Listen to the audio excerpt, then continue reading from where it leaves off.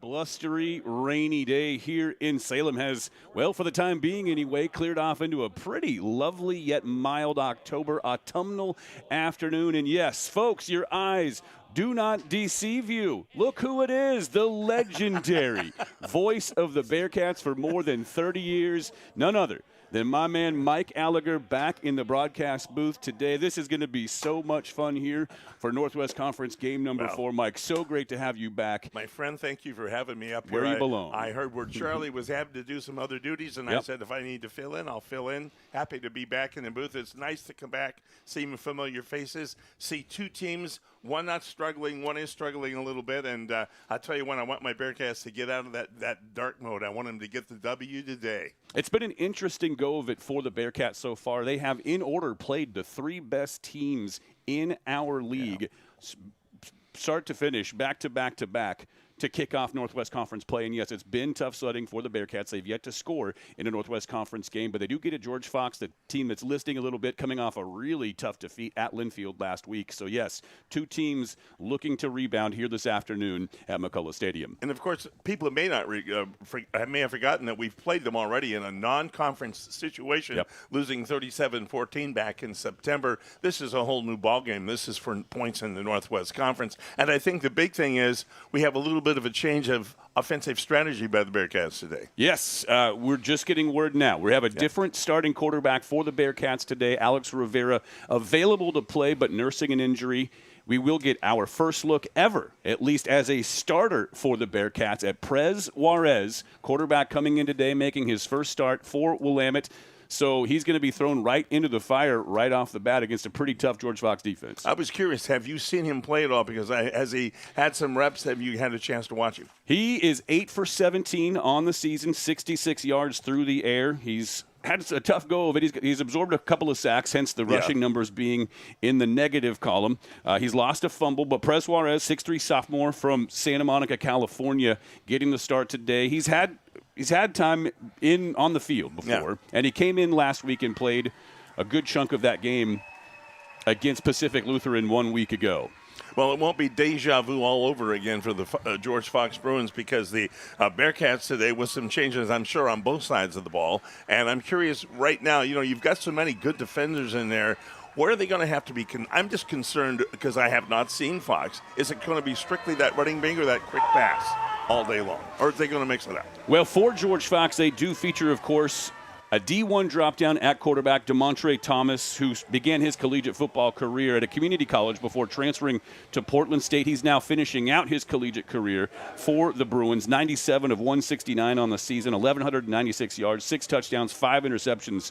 DeMontre Thomas, a tough dude out of Eugene, always a talented.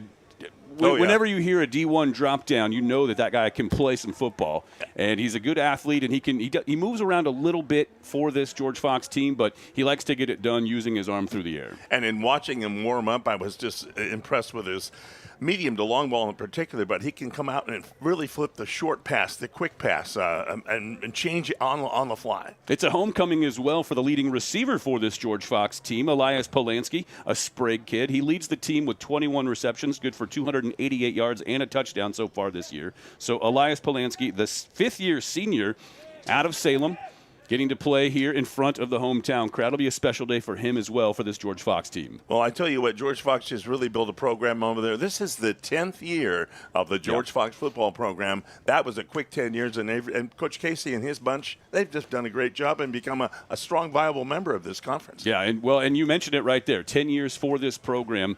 And it's interesting, too, Mike, I don't have to tell you this. This used to when I started working in this league, there were only 6 schools with football at the time. Right. Then Pacific brought their football program back, and then George Fox added football. Whitman, still the only school in the Northwest Conference that does not have a football team. And we will step away right now for the national anthem. Your hats for the playing of the national anthem.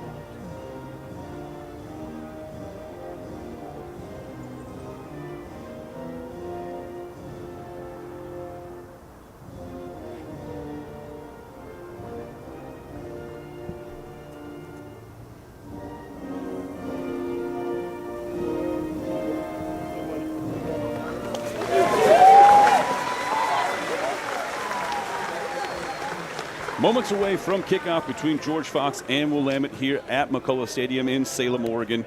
Willamette comes in 2-4 on the season, having dropped 3 in a row to start off conference play. George Fox 3-3 overall, 1-2 in conference play, coming off a loss against Linfield. They opened conference play in a game in which they trailed against Lewis and Clark 24-0. Nearly came all the way back to complete the rally, but it just fell short. Sandwiched in between those two losses is a big victory against Puget Sound, 40-14 at home down at Stopper Family Stadium. Captains now meeting at midfield. I got a chance to talk to our wideout from San Diego. A lot of this team comes out of California, so very few out of the Northwest on this official officiating team. Beautiful day here in Salem. All you got How about this? Butch's pasture.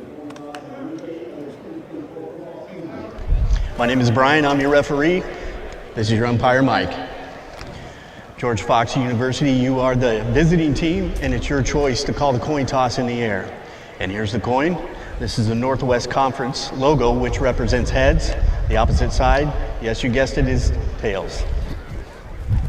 There's heads. There's tails. Call us tails. Tails is the call. It is tails. George Fox, you have won the coin toss. What is your choice? Defer. You would like to defer? You're going to want the ball. Which direction would you like to kick? You're going to stay right there. George Fox University has won the coin toss and will defer to the second half. Gentlemen, have a great game. So the Bearcats will get the ball first here to get things going here at home. Last game here in the month of October. Oh, my. Quick fall, wasn't it? I mean, I just remember you missed the opening game. Stellar. I did that one, and I left it. Next thing you know, thanks again for that. Oh, you're welcome. No, but still, 7 weeks later, that was fast. Yeah, no kidding. It does seem like that was like last weekend, just about. Pretty much. Blink and you'll miss it. Well, I wonder, after a couple of big losses, how do you recover? I asked Coach, he says, we're just kind of getting better. We have our goals. We're trying to achieve those goals and go beyond those goals. In practice, on the field as well, and I bet scoring a touchdown has got to be right near the top. Yeah, one of the recurring themes for Eric Williams in his first season in Salem as the head coach of the Bearcats is we just don't want to repeat the same mistakes that we have made. So we're just trying to course correct, basically just get better as we go. We know we're young. We know we have a thin roster. Remember, this Bearcats team has about half as many guys on the roster as does George Fox. It looks like Corrado back at the 10-yard line. One of the Bearcat receivers. Yeah, Ben Rimbish set to kick off for George Fox, moving right to left across the screen. Kickoff is away. We are underway here in Salem. Fielded just outside the 15-yard line, makes a move right to left down the middle of the field. This is Austin Snodgrass on the return. Busts his way across the 30. And it's brought down near the 35, so the Bearcats with some decent field position to open the game. One thing you'll see on the replay, he's got both hands on the ball. I am not going to lose that ball to somebody punching it out. Raymond, Washington, home of the goals. I don't only know a few. They'll mark him down just shy of the 34.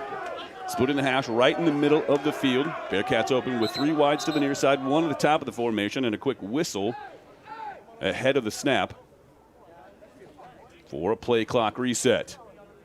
Again, this is our first look at Prez Suarez as a starter for this Bearcat team, the 6'3 sophomore from Southern California. In the shotgun, man motions in. Juarez waits for the snap. Handoff Rivera. Tries the middle. Spilled near the far hash. Not much going. Might have gotten back to the line of scrimmage, but not much more than that. Flowing with the offensive line, they nice lateral movement to the left side, but the gaps were filled quickly with that free 3 front that they throw up there to the Bruins. Yeah, Bruins play the game with 5 defensive backs on the field to start. Up front, across that front line, Blake Mazurowski, Kuiper Asink, and Silas Kincaid. Lost about half a yard on first. Inside give, Herrera wrapped up immediately and brought down. Snowed under, Kuiper Asink just blows through. Wraps up Rivera after a short gain. They'll mark him down at about the 35, so give Rivera a yard and a half on that, but it brings up 3rd and 9 now for the Bearcats at their own 35. You've got to think Rivera's got the signal as he comes to the into the huddle. to say, hey, we're going upstairs, get open. Juarez. 4 wides on the field for the Bearcats on 3rd and 9. Juarez with Jarek Little in the backfield, flanked to his right. Short snap, gathers, steps up, brought down, sacked. That is Kuiper Asink. He came in today with 5 tackles for a loss. That's actually his first sack of the season. Back at the 30-yard line, and the Bearcats go 3 and out on possession number 1 here to open the game. To not use the cliche nose for the ball, the young man does have that. He gets to the ball quickly, and just as the quarterback steps up, he's got 2 open men, that then he gets snowed under. Not much time to throw. So Nick Beswick-Seidel, the 5'9 junior from Boise. Punt number 37 is away, and it's a good one. Backs the return man for Fox all the way back to his 25. Makes the first man miss. Makes a couple of moves near his own sideline. Is brought down after about a 7-yard return. But a good punt from Beswick-Seidel to split the field. Caleb Zuto with a return of about 6, maybe 7 yards up near the 33-yard line. So we'll get our first look now at that Portland State transfer, Demontre Thomas, 6-foot junior from Eugene. Thrown for just shy of 1,200 yards on the season, 6 touchdowns, 5 interceptions. He awaits the shotgun snap. Play fake. Short drop, now steps up. He's going to be brought down in the backfield. Bearcats defense closing fast, and that's Avi Rodriguez, who's playing out of position today. Rodriguez, normally a linebacker for this Bearcats team, but due to some injuries across that front 4 for Willamette, Rodriguez pushed into duty as a defensive end, and on play number 1, Mike, he bursts through and gets a sack. But one of the things is he really did some scooting on that left side. He spun off of the blocker, got himself a 3-yard sack. Loss of 4 yards on the play. 2nd and 14 for Thomas and the Fox offense. Loads up, goes deep down the sideline. The trailing receiver, that's River Osen, running the fly pattern down the near sideline. The flag does fly in. Interestingly, Mike, the official that was right there and had the play in. Pass interference defense, number 9, 15-yard penalty from the previous spot, automatic first down. He kept the flag in the pocket. That was thrown in from the back judge.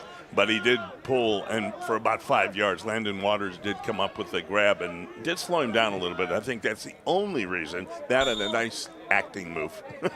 That was intended for River Osen, 5th-year player out of Twin Falls, Idaho. Fresh set of downs here for George Fox.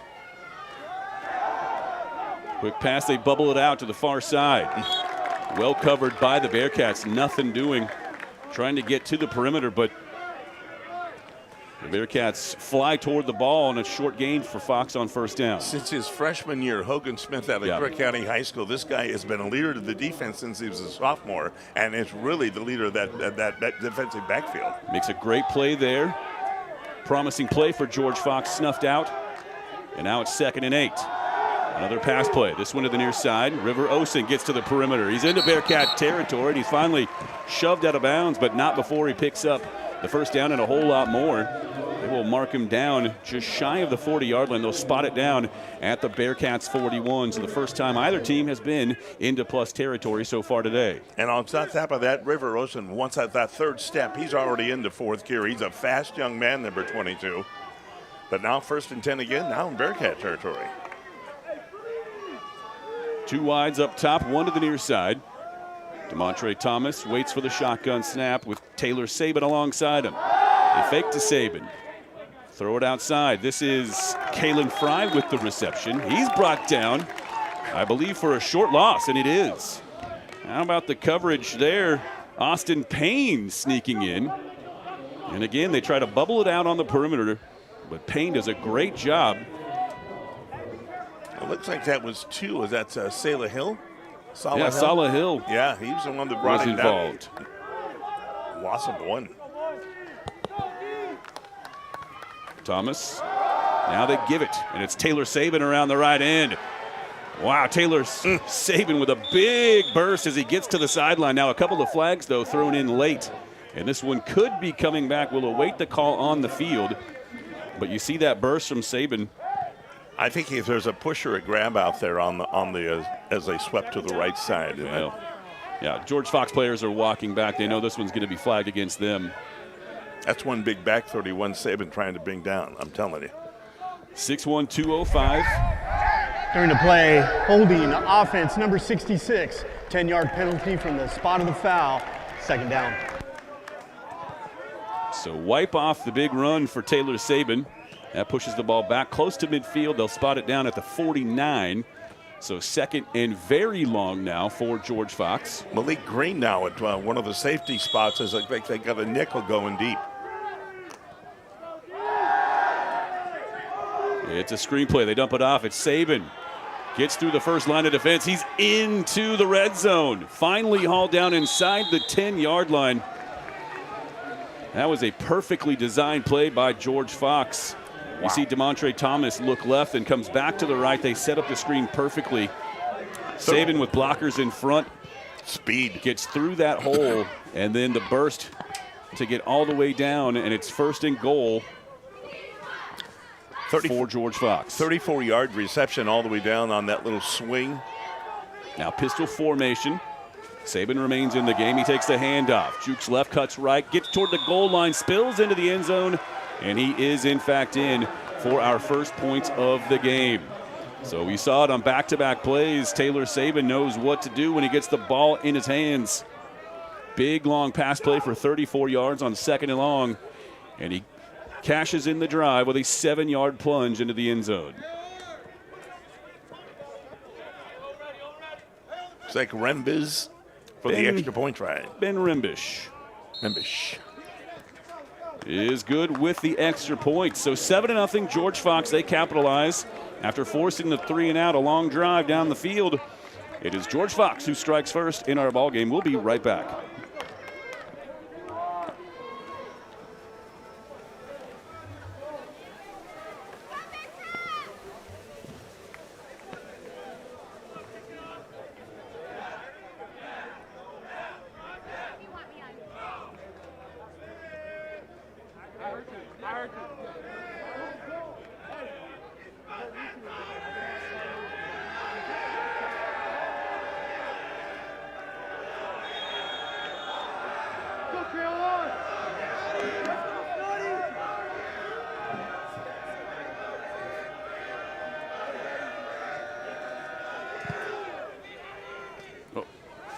The kickoff is away. It's fielded at about the 5-yard line here on the near side. This is Snodgrass again. Gets to the 20, spins back toward the middle of the field, and he's dropped down just shy of the 25-yard line. And it's from there that the Bearcats will begin drive number 2. Well, the fierceness of their special teams for the Bearcats here already early on, if that can be reflected in the offense, I think you'll find 6 points. So Prez Juarez. Alex Rivera is available today. We may well see him at some point this afternoon. Pistol formation. Gabe Herrera lined up behind Juarez. Man motions across. Juarez takes the snap, turns, hands it off. I'm sorry, that's Jarek Little, the tailback on the field. He takes the handoff, gets back maybe to the line of scrimmage, but not much more than that. In fact, might have been dropped for a 1-yard loss. No, they'll spot him down right at the original line of scrimmage. So no gain for Little on the first yard give. Little all the way from West High School down there in Salt Lake. Scat back. 2nd and 10 for the Bearcats from the near side hash. Pistol formation once again. Now 2 men in motion for the Bearcats. They settle into their spots.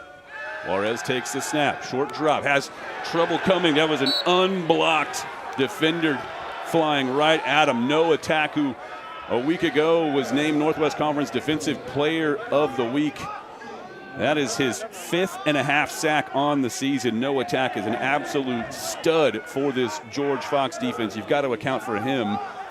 He did not come clean. He just powered his way all the way to the quarterback and with one burst. Huge loss for the Bearcats on 2nd and 10. Ball marked down at the 16, so 3rd and 18 upcoming for Willamette. Little stays on the field. Bearcats stay in that pistol formation. Handoff, Jarek Little inside.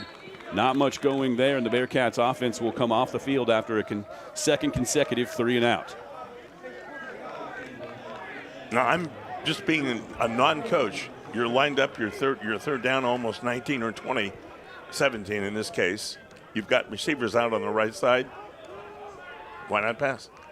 I'm not looking to argue. I'm just saying, why not pass? Beswick Seidel on for his second punt of the game.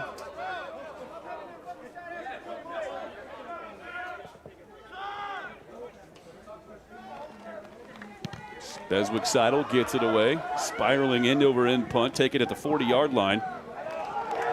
Kabazudo had no opportunity to do anything but try to get out of the way, and he did, but he fielded it at the 40. They'll mark him at the 39-yard line here with 7:12 to play in the first quarter. So special teams doing its job. Yeah. So far in this game. Crashing down, flying in. Spectacular open field tackle. And the George Fox offense comes back onto the field for their second possession of the game.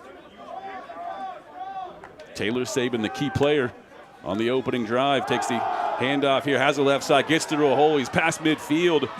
Huge chunk play on first down for the Bearcats. For the Bruins, rather. No flags on the field. A gain of 23 yards. So they'll spot him down to the 40, so make it a 21-yard gain into plus territory. William Moffitt with some quick speed, and he saw that gap. He just shot and anticipated the hole, found it wide open, picked up nearly 20 yards to the 40. Thank you for that correction, Mike. That was Will Moffitt. So already we're getting a look at either of the two tailbacks for this Bruins offense. So we talked about it a little bit. Let's go ahead and talk about a little bit more for this Bearcat defense. No Mason Polier today, no Hride Raj, and no La'alike. So this is already a defense that's playing without A.J. Conrad, who got hurt, and he's out for the season. So a lot of guys, Mike, playing out of position. This team it's a next man up mentality for this team, but the problem is for the Bearcats, there isn't always someone waiting in the wings to be the next man up because their roster is so much smaller than the rest of the teams in our league. So that puts them at a bit of a disadvantage when you've got guys playing out of position, which they're forced to do, just shuffling guys to the open spots on the field where they need more help. But, of course, Coach knows that everybody's a competitor. They're in that slot. Absolutely. Now you just won a job, keep it. And I think that's their mentality. So out of the timeout, it will be Will Moffitt, who did have that 21-yard rumble a moment ago to set George Fox up in Bearcats territory.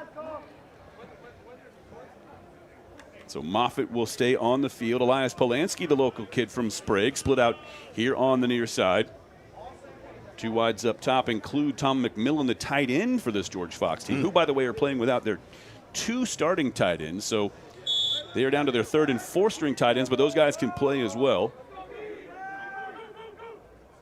Now 1st and 10 for George Fox from the Bearcats 40. Bearcats bring extra defenders. Thomas gets it away, but the pass well out of reach. It sails into the sideline. So the Bearcats dialing up a blitz on first down. And here it comes, and he loses sight of his receiver. That's why he doesn't even know where he is. He actually overthrew him way out of bounds, and that was the rush that accomplished that. Yep. So the Bearcats does its job on first down. And we'll see how George Fox counter punches here on 2nd and 10 from the Bearcat 40. Riverosen back in wide to the left side. Demontre Thomas awaits the shotgun snap. Will Moffitt stays on the field, who takes the handoff. Tries the left side, brought down outside the numbers. Great pursuit there on the outside by the Bearcats. Will Moffitt, very little to show for that second down run. Credit him for just a gain of half a yard. So effectively it's 3rd and 10 after the half-yard gain on 2nd and 10. What I love is the lateral pursuit. Heads up, looking for the ball, bushing off a would-be blocker and hitting the ball. Refusing to let Moffitt get to the edge. Now 3rd and 10 pistol formation. Thomas, short drop, looks left. Now comes across the middle of the field, has a man. Chavis Lee reaching up. making a beautiful catch. That's the kind of catch that a lot of receivers kind of shy away from because they know that contact could be coming. They could be getting drilled from someone closing down, but credit Chavis Lee for sticking his hands out there, opening up his body, hauling that in for a very nice gain on 3rd and long, and George Fox knocking on the door once again. 18 yards to the 21, and boy, did he have to extend to pull that ball in. This is Will Moffitt on the carry. No, the keeper. This is Demontre Thomas, who isn't called upon to run much. Now the ball's on the field. A couple of guys going after it. And it looks like they may say he's down by contact before he dropped the ball. Well, in any event, that was Elias Polanski coming away with the ball for George Fox. So no gain on the play. Demontre Thomas, not a great runner. 45 carries, 89 yards. He does have 3 touchdowns on the season. Running. Moffitt stays on the field in the backfield with Thomas on 2nd and 10. This time to the left of Thomas. Thomas looks that way, going toward the end zone, has a man, hits him in stride, touchdown, George Fox. This time it's River Osen. 16 catches, 207 yards coming into today's game, and that is his first touchdown of the year. It's hard to believe as quick as he gets open. If you watch him on this opening, catches it over the shoulder, a la Willie Mays, if you will, and just great stride, just catches him right in stride. Well thrown pass. Yeah, perfect pass. Demontre Thomas just putting it right on his receiver, River Osen. Just drops it into the breadbasket, and very quickly the Bearcats in a 13 make it 14-0 hole here to open the game. So 2 possessions, 2 touchdowns for George Fox. They lead it 14-0 on the Bearcat Network.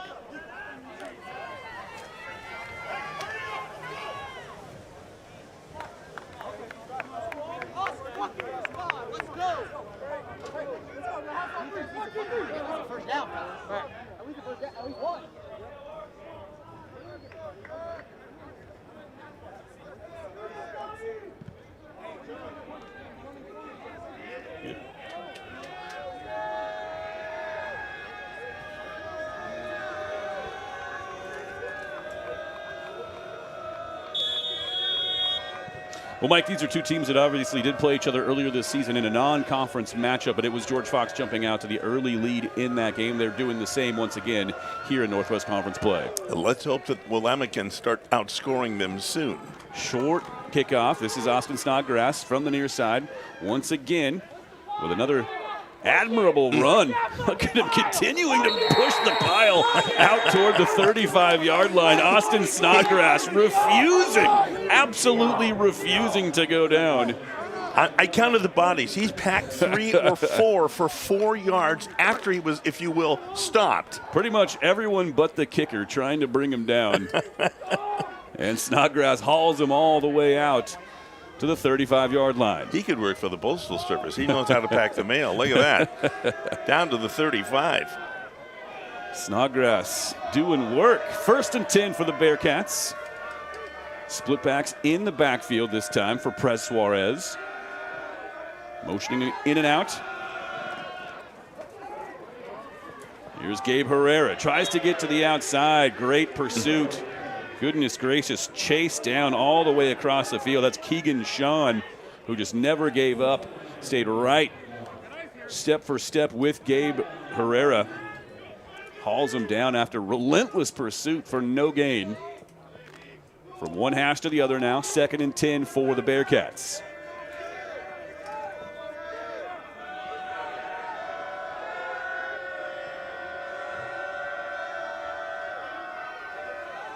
That is Little motioning out of the backfield. That pass. I'll tell you what, that young man, that was not going to be an interception because our receiver breaking to the ball. Yeah, Elijah Romero. Romero was supposedly not going to play today, but he is out there and almost made the catch, ran into the defender at the exact moment the defender was there to grab the ball. So Juarez comes all the way across the field, gets the play call from the sideline, hustles in, gives his dudes their marching orders, and on 3rd and 10 now, Prez Juarez awaits the shotgun snap. Drops back, steps up, fires across the middle. That pass a little bit out of reach for the intended receiver, Jonah Lurson. It was down around below his waist and a little bit behind him that time. A well-timed ball to a degree. I love, from just a defensive standpoint, watching this three-man front adjust and play havoc with where they're going to be for the Bearcats. Yeah, this George Fox defense does play a 3-3-5. Nolan Martin, Zach Holsey, Ty Bordy, Keegan Shawn, and Austin Harrison. The 5 defenders you've got to get through in the third level of the defense. Beswick Seidel on for punt number 3. This one might have been partially deflected. It pops up in the air, takes a favorable bounce for George Fox as well. That punt did not travel very far down the field. Well, you mentioned Ty Bordy. His dad was some ties, a linebacker at PLU way back in the day. Married a young lady from Kaiser. Yeah, that's right. And married a young lady from Kaiser. And then now Ty, his dad now, is working for OSAA as a stats guy during the playoffs. In fact, Ty Bordy was my spotter for 2 games last year. I'll be darned. Yeah. How about that? Nice young man. So here comes the Bearcat defense. Again, Javi Rodriguez and Jordan Salazar, a couple traditional linebackers for this team, now playing up front as part of that front 3 for Willamette. They will employ a 3-4 for much of this game. Chavis Lee came in late, but it'll be a ground game. This is Taylor Saban back on the field for the 3rd possession. All we saw was Will Moffitt in the backfield for George Fox, and here on their 3rd possession, they will return to Saban, who is their leading rusher. 85 carries, 325 on the ground, and 5 touchdowns. He's also caught 10 passes out of the backfield, good for 142 yards. He takes the first down handoff, but he's snuffed out at the line of scrimmage, stood up and dropped. No gain, 2nd and 10 now for George Fox. Thomas drops back, floats a pass out on the perimeter, well up and out of reach, intended for Kalen Fry near the George Fox sideline. So 3rd and long upcoming for George Fox. And again, credit defensive push that time. That's why he ended up throwing that ball way off. Bearcats rotate some fresh dudes onto the field. Near side hash, right at the 40-yard line. Pistol formation. Thomas and Saban in the backfield. Trying to get draw off the Bearcats on 3rd down and 10 and unable to do so. 4 wides on the field, 2 to either side. Thomas takes the snap. Stands tall. Now moves the pocket.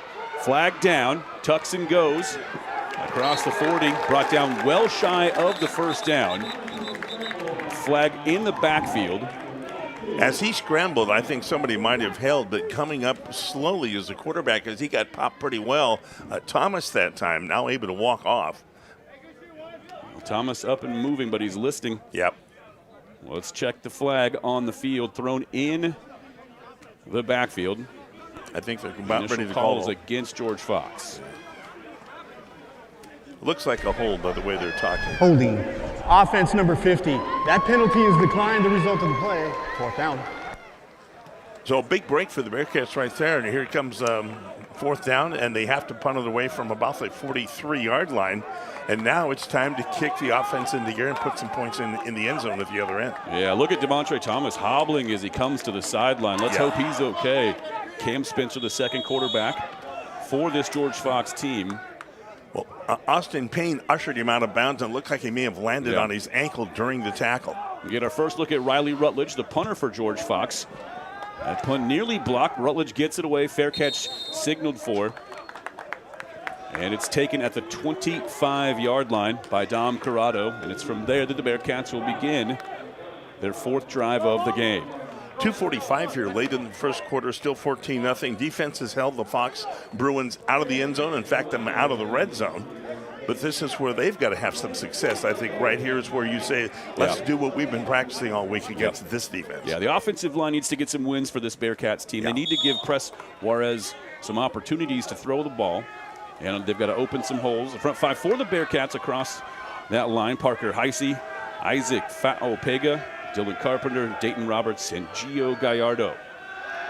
Prez Juarez takes the snap, drops back. It's picked off.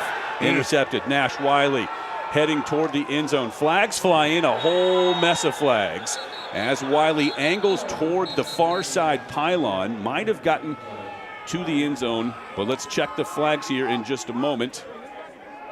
I'll tell you what, Nash Wiley, right where he was supposed to be. He anticipated that pass. He was reading Prez Juarez's eyes the entire way. 3 flags on the field. After the interception and during the return, personal foul, illegal blindside block. Return team number 31, 15 yards from the spot of the foul, first down. Well, that's costly because it's from the spot of the foul as well. So out near just about the spot where Wiley picked it off. So that will back George Fox up well outside of the red zone anyway. Yep, from the backside. There it is. Yep. Happened at about the 20-yard line. So they will mark it down at about the 35. It's like they're going to put it down at the 33. And anytime, they will. Anytime you see somebody blocked and they're heading face first and their arms are out in front of them, they got blocked from the side or from the back, so that would be a fight. So that's the 3rd interception on the season for Prez Juarez. Getting his first start at quarterback for the Bearcats. And now it is Will Moffitt back on the field in the pistol behind quarterback DeMontre Thomas, who does return to the field, although he was shaken up on the last play of the possession for George Fox a moment ago. You talk about some penetration, get him around the hold of Moffitt's leg that time, who the guy is playing in a new position, Javi, getting in there with the stop. Outstanding work from Javi Rodriguez. Undersized up front, but able to fight right through that initial block. Makes the sweet ankle tackle, stays with it, fights through it. 3-yard loss, 2nd and 13 from George Fox. From about their own 36. I make it the Bearcats 36, excuse me. Thomas claps his hands, gets the snap, they dump it off. Screen set up, good block to free Will Moffitt. Inside the 20, inside the 10, brought down near the 5-yard line. Too much space for Moffitt right there. He counted 1 or 2 and then went where there was nobody out in the flat and was wide open. Yeah, that initial block is the one that sprung him completely. He had nothing but wide open space in front of him. There you see the block. Might have actually got him in the back a little bit there. No call. He's tough to bring down. Yeah, and it sets up 1st and goal for George Fox, knocking on the door yet again here in the first quarter. Moffitt stays on the field behind DeMontre Thomas in that pistol formation, and a whistle before the play. Second of the half. They saw something at the last second they did not want to have taken advantage of. Timeout on the field. We'll take it with them. We'll be right back on the Bearcat Network.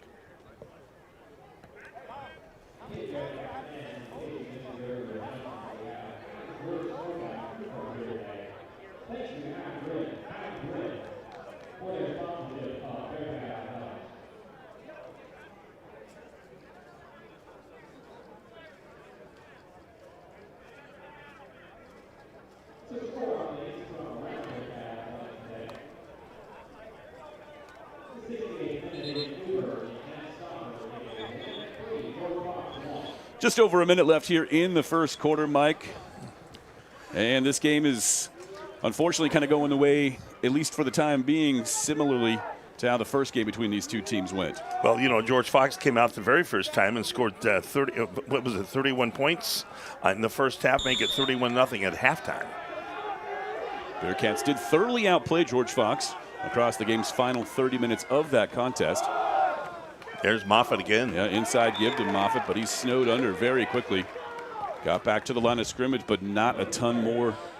Boy, I'm liking Javi Rodriguez, and I don't think they hurt the defensive ball to move him from linebacker up on that defensive line. He makes a great defensive end. He has a nose for the ball and a relentless just need to get to the ball. His motor is always going. Now 2nd and goal.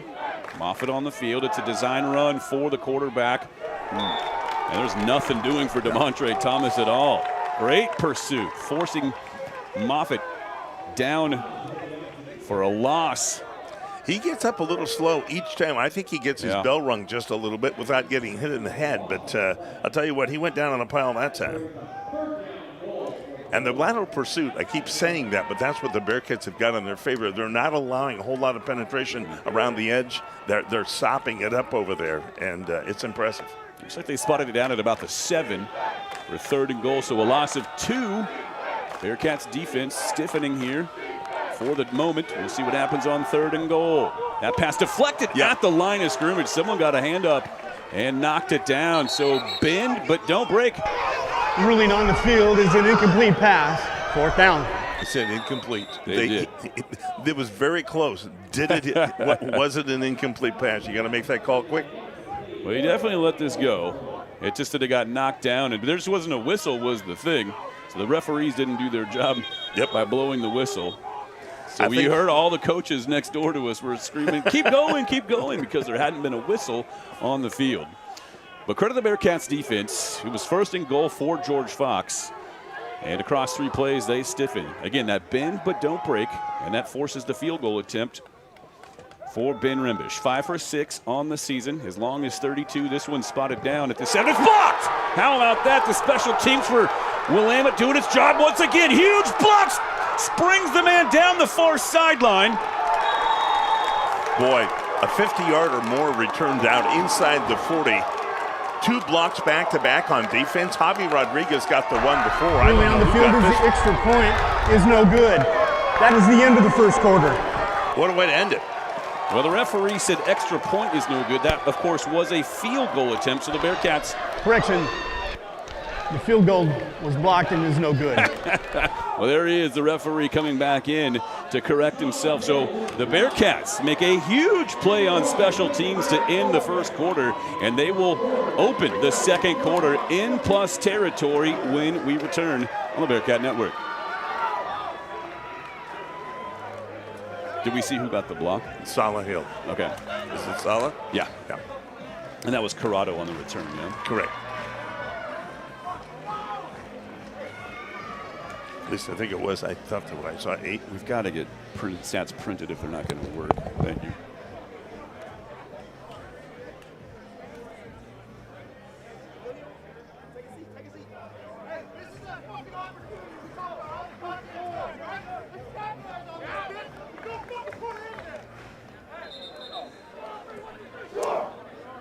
Second quarter just about to begin. It was Salah Hill who flew in, blocked the field goal. Dom Corrado on the return, picked up a block that sprung him for an additional 20 yards on the blocked field goal return. He is eventually hauled down just shy of the George Fox 35-yard line. So the Bearcats will open the 2nd quarter in plus territory.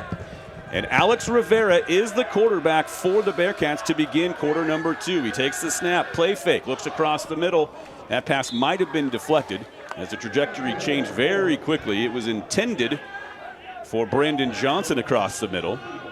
So Alex Rivera, who had started the first 6 games of the season for the Bearcats, back on the field now to begin quarter number 2. 68 of 138 on the season, 636 yards passing, 5 touchdowns, 9 interceptions. Has also rushed for nearly 100 yards this year. The 5'9" sophomore from Laveen, Arizona, in the pistol formation. Takes the snap, turns, hands off. Jarek Little tries the middle, and he is brought down at the line of scrimmage. They'll give him credit for a yard. They'll mark him down at the 36, so 3rd and 9 upcoming for Willamette in the opening stages of the 2nd quarter. Sometimes as a starter, when you're pulled out and you're not allowed to start, especially if you're one of the keys and you stayed a quarter or 2, that does improve your play a little bit. If there has been some improvement needed, this young man's probably very focused right now. Alex Rivera has been very, very clutch in the later stages of halves this year. Against Simpson, we'll always remember the drive to end the first half and the game-winning drive to end the 4th quarter. Now Rivera on 3rd and long. Forced to scramble, slides to his right, flag on the field. Has a man downfield, but I believe this one's coming back. It's thrown in the area of holding in the backfield.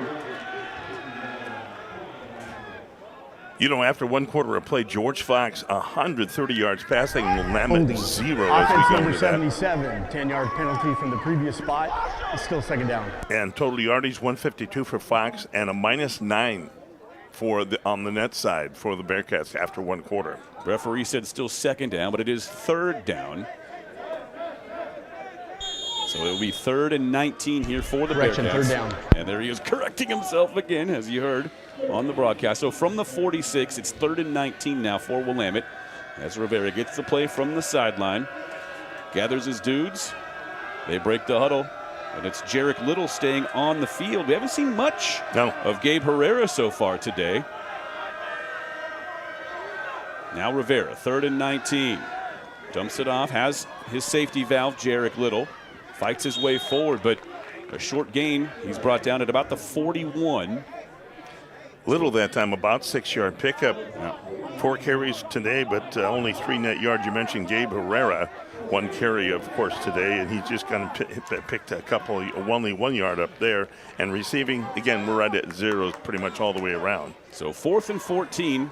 This was the best opportunity for the Bearcats so far. And they will opt to bring Beswick Seidel back to the field for his 4th punt of the day.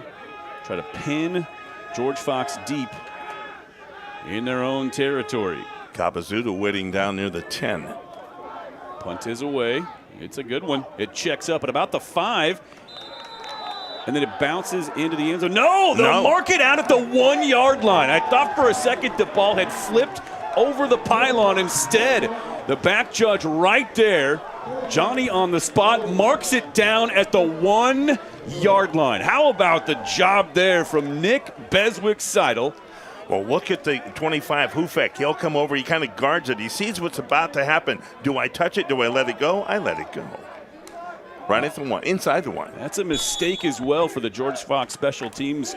Well, every time a punt is dropped down there at about that 8 yard line, you want to go ahead and just fair catch that if nothing else. So you're on 1st down, spinning away from 1 defender and brought down by the 2nd, Taylor Sabin, who's back on the field. Taylor Sabin has just got another gear he hasn't kicked into yet. He's a tough load to bring down. Yeah, picks up 6, maybe 7. So 2nd and a very manageable 3 or 4 yards here for George Fox. Call it 2nd and 3 from the 8.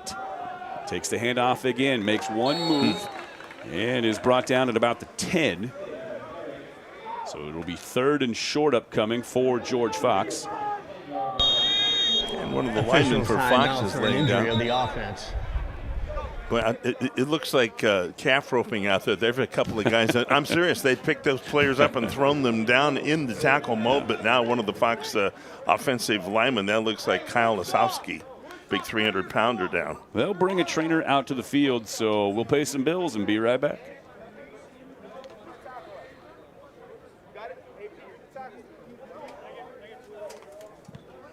I think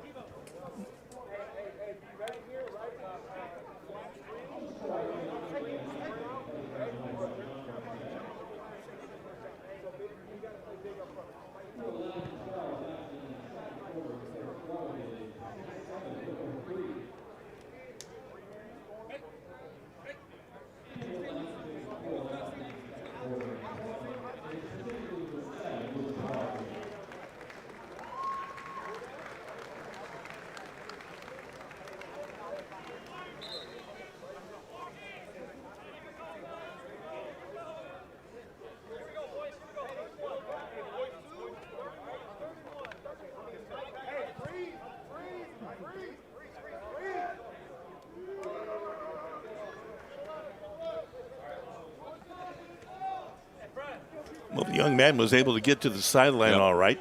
He'll be replaced. Fox, 3rd and 2. Ball spotted well shy of the 10-yard line, so it's 3rd and a very long 1 or a short 2. Thought they might go jumbo here instead. Just a pretty traditional setup, and look at this. The inside give goes nowhere. In fact, George Fox losing yardage on 3rd and 1.5. And the Bearcats defense forces the 3 and out deep in George Fox territory. They will punt now from their own end zone, or at least line up to do so. I believe that's Ali Afua that got in there on that left side, and he just snuck around behind the offensive line and grabbed hold of the runner. Judah Ali Afua has made some very timely plays for this Bearcats defense at key spots throughout the season. Bearcats put on a rush, but the punt is away.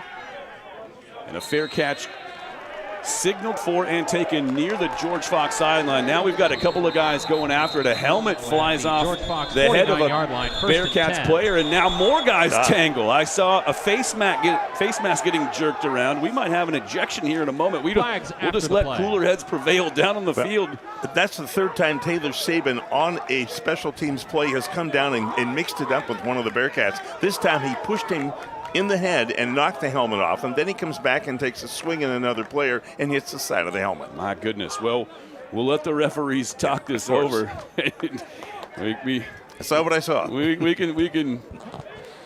can speculate all we want, but it's up to those guys in stripes to figure out what happened. This is very interesting. You see a replay right now. The helmet comes off. That's not even the ball carrier. That's away from the ball. After the play, unsportsmanlike conduct. Number 31 of the kicking team, his first of the game. 15-yard penalty from the dead ball spot. It's first down. Well, I thought there mimight have been a second. We didn't see another flag come in, but there was still some extracurriculars going on after that initial scrum. Right. Where I saw a Willamette player's helmet flying around, which to me indicated his face mask was getting ripped on by another player for George Fox, but there was no flag for that little dust up.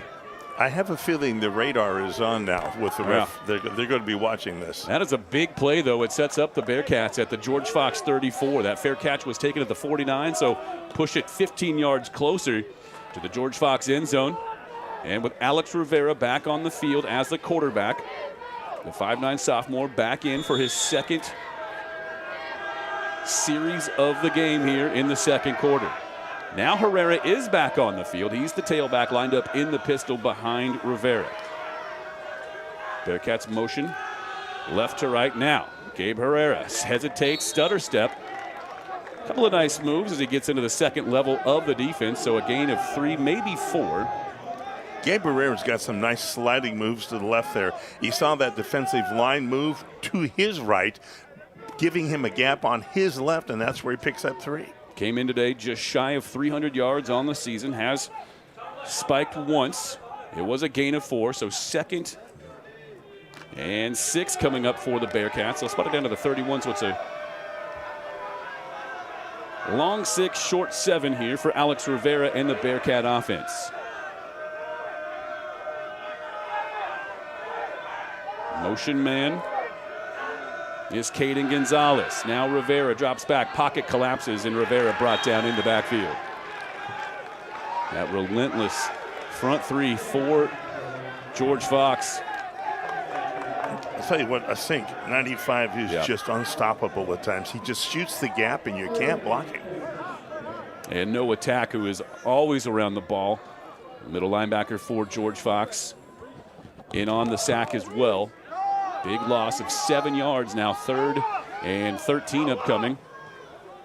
Ball sitting right between the 37 and 38 yard line of George Fox on the far side hash. Empty backfield, 3 wides to the near side, 2 up top for Rivera. So 5 wides on the field for 3rd and long. Rivera looks left. That pass didn't have a chance. It falls at the feet of the intended receiver, Jonah Lurson. And now it's 4th and 13 for Willamette. And they'll bring Beswick Seidel back onto the field. Now, a moment ago, we saw Beswick Seidel pin George Fox at their own 1 yard line. Can he do it again? I tell you, watching him warm up before the ball game, he did it right where he's standing there midfield, and he was aiming for the corners. Yeah.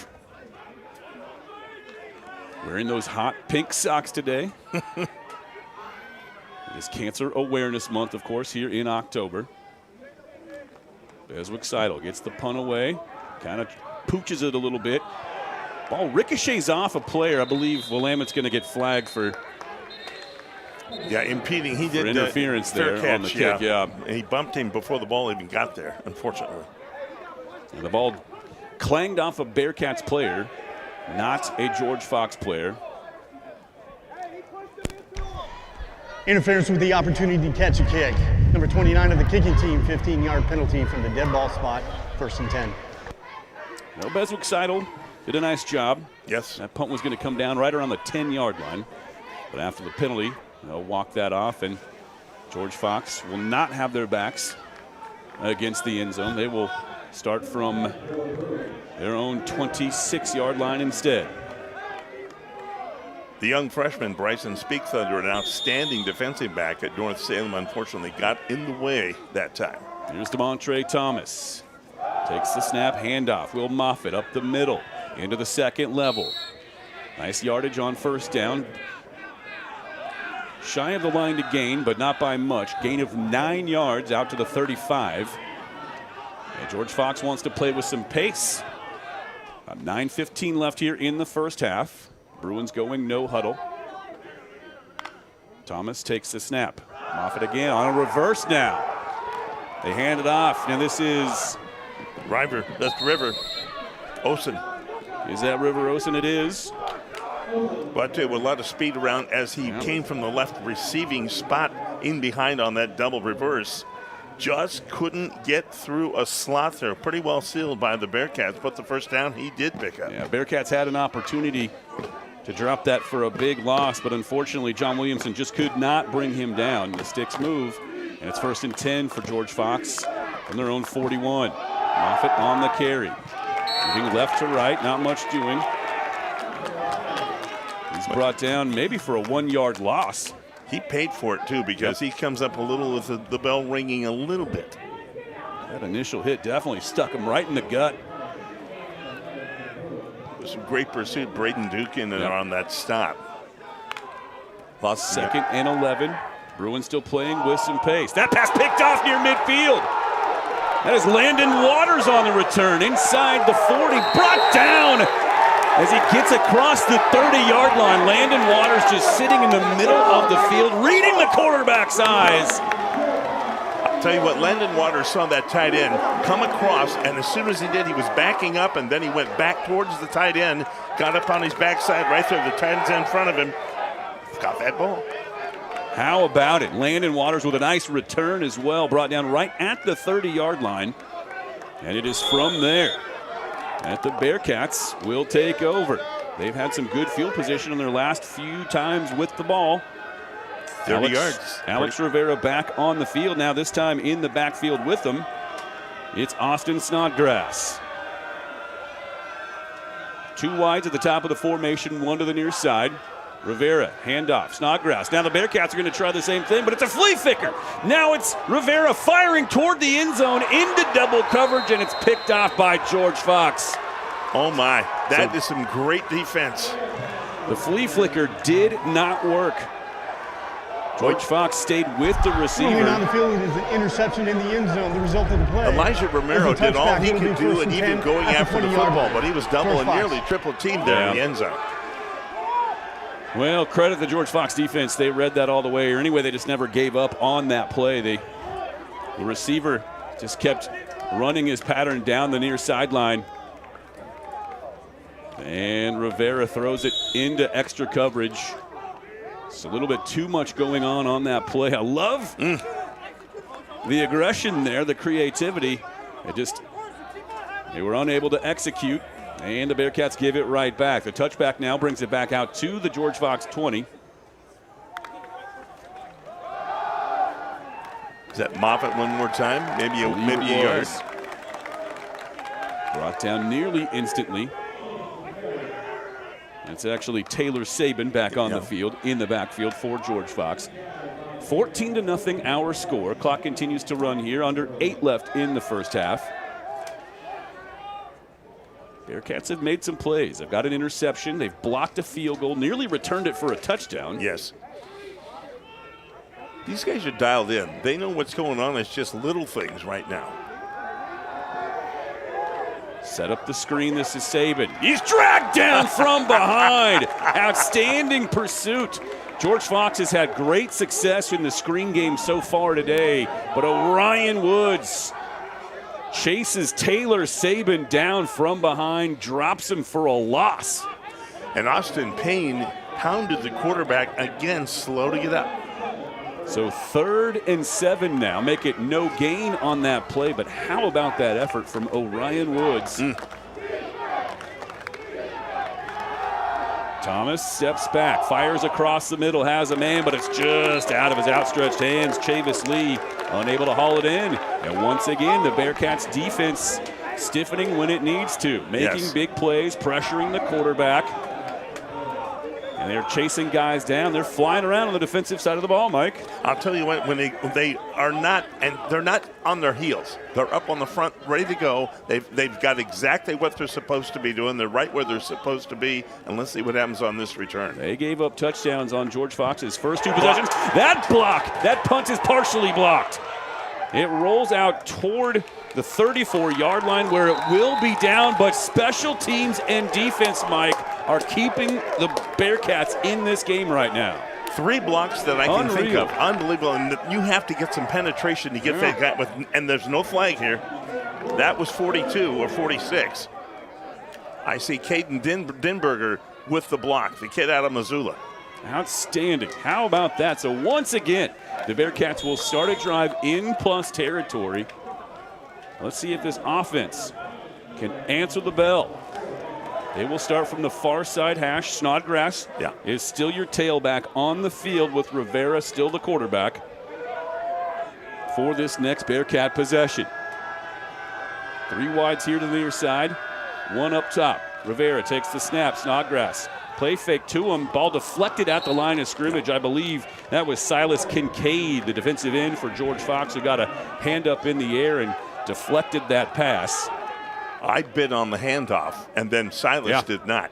You and me both. That was a well-executed play fake, but Silas Kincaid, junior from Roseburg, right down I-5 a little ways, gets a hand up, knocks that pass down. 2nd and 10 now for the Bearcats at the George Fox 34. Just over 6.5 left here in the first half. If you're just now joining us, George Fox with touchdowns on each of their opening 2 drives, but the defense for the Bearcats has stymied their attack since. Now Rivera from the shotgun. Snodgrass to his left, takes the handoff, tries the middle, gets into the second level. Austin Snodgrass fighting his way down. Close to the line to gain. We'll see where they mark it down. They will move the chains. Mike, that's the first down for the Bearcats offense here today. And I think that's a harbinger of good things to come here. The way Snodgrass puts his head down, he knew where that stick was. He wanted to get that 10 yards. Well, we've seen Austin Snodgrass with a head full of steam on his kickoff return so far today. He was dragging the entire George Fox special teams collective across the field on one of those kickoff returns, and Snodgrass is running angry today. You got to love his effort. He does move the chains. New quarterback. This is a Wildcat formation with Snodgrass taking the direct snap. But ahead of that, George Fox will take a timeout. Yeah, George Fox saw that gap line up, and when Snodgrass went back there, they were looking at each other and not moving. Well, the referee said it was a timeout taken by the Bearcats. So we'll keep it here right now. Mike, this is the best opportunity for the Bearcats so far. They've got a fresh set of downs. They're just outside the red zone. And just now we were about to see a bit of a trick play of sorts, at least a wrinkle from this offense when they lined up in the Wildcat. Maybe there's some more surprises to come. Well, I have a feeling they're going to come back to that. You got to run the play. You really caught them on their back feet. Run the play. But I would have to say one thing. The energy is high. They say, we've got the ball. We're inside the 35. Let's put it in the end zone. Let's get some points on the board. Well, that's one of the things, too, that when you see your special teams do their job so many times, when you see the defense do its job, the offense is going to turn around, look at each other, and say, now it's our turn. Yep, and I think it's maybe penetrating down from special teams to defense to offense. Well, and look at this. Out of the timeout, they will, in fact, line up with Snodgrass as the quarterback with Jarek Little standing next to him. So a bit of a modified Wildcat here for the Bearcats on 1st and 10. Snodgrass makes the first man miss. He's still running angry, fighting his way across the 20, brought down in the red zone. That's a gain of 5 yards on 1st down. Snodgrass fights through that initial contact, just keeps those legs going until finally he's brought down. Watch him just drag guys with him. He just does not give up. Great camera work on the sideline, by the way. Yeah.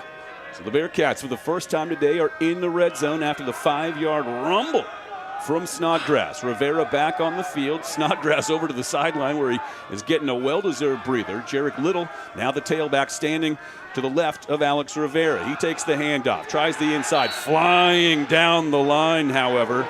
No attack, unchecked. just crashing down. No attack with a massive tackle. We've seen 3 of those like that from Yep. him today. He's kind of like that little Oh, dog, man. the little dog in the store that barks at you and nips at your ankles. That's him. That guy just has such great football instincts. He flies in. 2 weeks ago, the Northwest Conference Defensive Player of the Week, and he's special. He is the anchor of this defense, no question about it. Here's 3rd and 5. This is a great setup here inside the 20-yard line from the Bearcats. So no gain. Rivera and Little. 2 wides to either side. The tailback is Jarek Little. Quick little dump off to Jarek Little. Fighting his way toward the line to gain, but a spectacular open field tackle from Ty Bordy, the Staten kid. Just would not give up. And he's able to bring Little down short of first down yardage. Bordy got got a look at it. Yep. And got to give little credit. He was almost able to jet by him. Bordy really jetted in. Yep, so it's 4th and 3 for the Bearcats. It's spotted at the 17 on the far side hash. Got to reach the 14 to move the chains here on 4th down. Rivera in the shotgun. Little next to him. Rivera on the keeper. Nothing doing. No, maybe Blown a up, yard. snuffed out. Austin Harrison, the cornerback, comes up. And the Bearcats are turned away in the red zone. They turn it over on downs. All you can do on a play like that, I thought he should have had a little more blocking out in front. Nobody was there, and there was somebody either missed a block or did not see that safety coming up because, unfortunately, that could have been a first down. So 3:34 left here in the first half. And Demontre Thomas will lead the Bruins offense back onto the field. First down handoff. This is Will Moffitt. Fights his way toward the numbers. Is taken down at about the 20.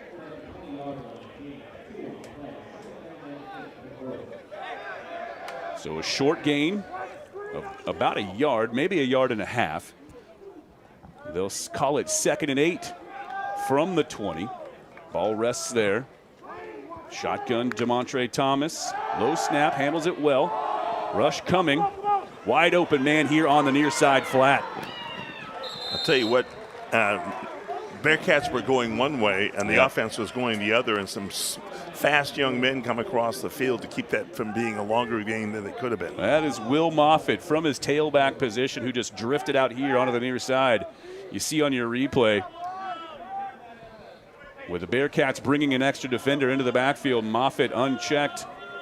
Big gain all the way out to the Bruins' own 46-yard line. So a gain of 26 on 2nd and 8. Fresh set of downs near midfield. Thomas, long ball, has a man, reeled in, brought down in Bearcat territory. I got to tell you, Demontre Thomas has looked very, very comfortable in the pocket so far today. He's putting the ball right on the numbers of his receivers. And Polanski out of Sprague High pulled that one in. That's not the first time they've run that route, but Polanski's always much better covered. This time he was not. And a big gain to the 24. Back-to-back huge chunk plays for the Bruins. They're in business as we hit the 2-minute mark. Now Brock all the way down. That is a 20-yard loss nearly. My goodness, Javi Rodriguez. An absolute terminator on 1st and down. My goodness. I'll tell you what, look at the pursuit. That's a loss of 5, make it 17 yards on 1st down. My goodness. They will spot him down at the 41. They gave forward progress there. It was nearly a 20-yard loss on that sack. The line of scrimmage was the Bearcats 24. Javi Rodriguez credited for a 17-yard sack as he brings Demontre Thomas down at the 41-yard line. We're at the 2-minute, not warning, but the 2-minute timeout. This is something I've had a little trouble getting used to so far this year, I'm not used to that at all, but is this where we talk about next week's game, or is this where we go to a break or tell jokes? I don't know. Well, here's an interesting thing to think about, too. That play They snapped the ball just ahead of the 2-minute timeout. Right. They could have let it tick to 2 minutes and just regrouped. They didn't have to keep going, but George Fox really kind of paid the price. They shot themselves in the foot on that 17-yard sack from Javi Rodriguez on a play they simply did not have to run. I'll tell you what, Javi Rodriguez has got some grit and speed today. I think he's here to show, hey, maybe this is where I should be playing. I don't know. 34 has really got it. Some people have a hot rod. We have a Javi rod.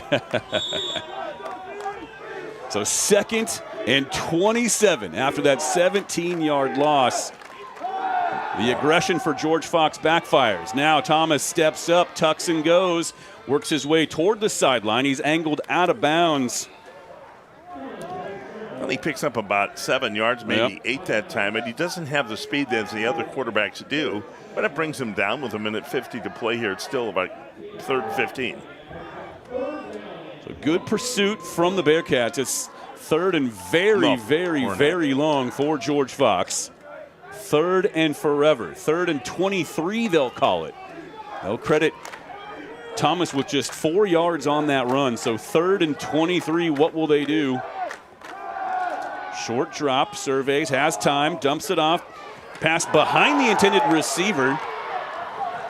That is Chavis Lee. But again, the Bearcats defense, who gave up 2 big chunk plays to set the George Fox up in very favorable field position with time winding down in the first half. But again, they bend and they don't break. They hit Lee once. They slows him down, as you'll see here. They almost wrap him up. He's unable to turn upfield and take that advantage. And he caught it off the back of his right hip. Yeah. One-handed. That's the worst pass of the day from DeMontre Thomas. It still results but really no in a gain. completion. It was maybe no gain, maybe a yard. It's they lost a yard. Lost a yard, Yeah. so yeah. So we'll see now what George Fox wants to do. As it is, their offense is on the field, I think.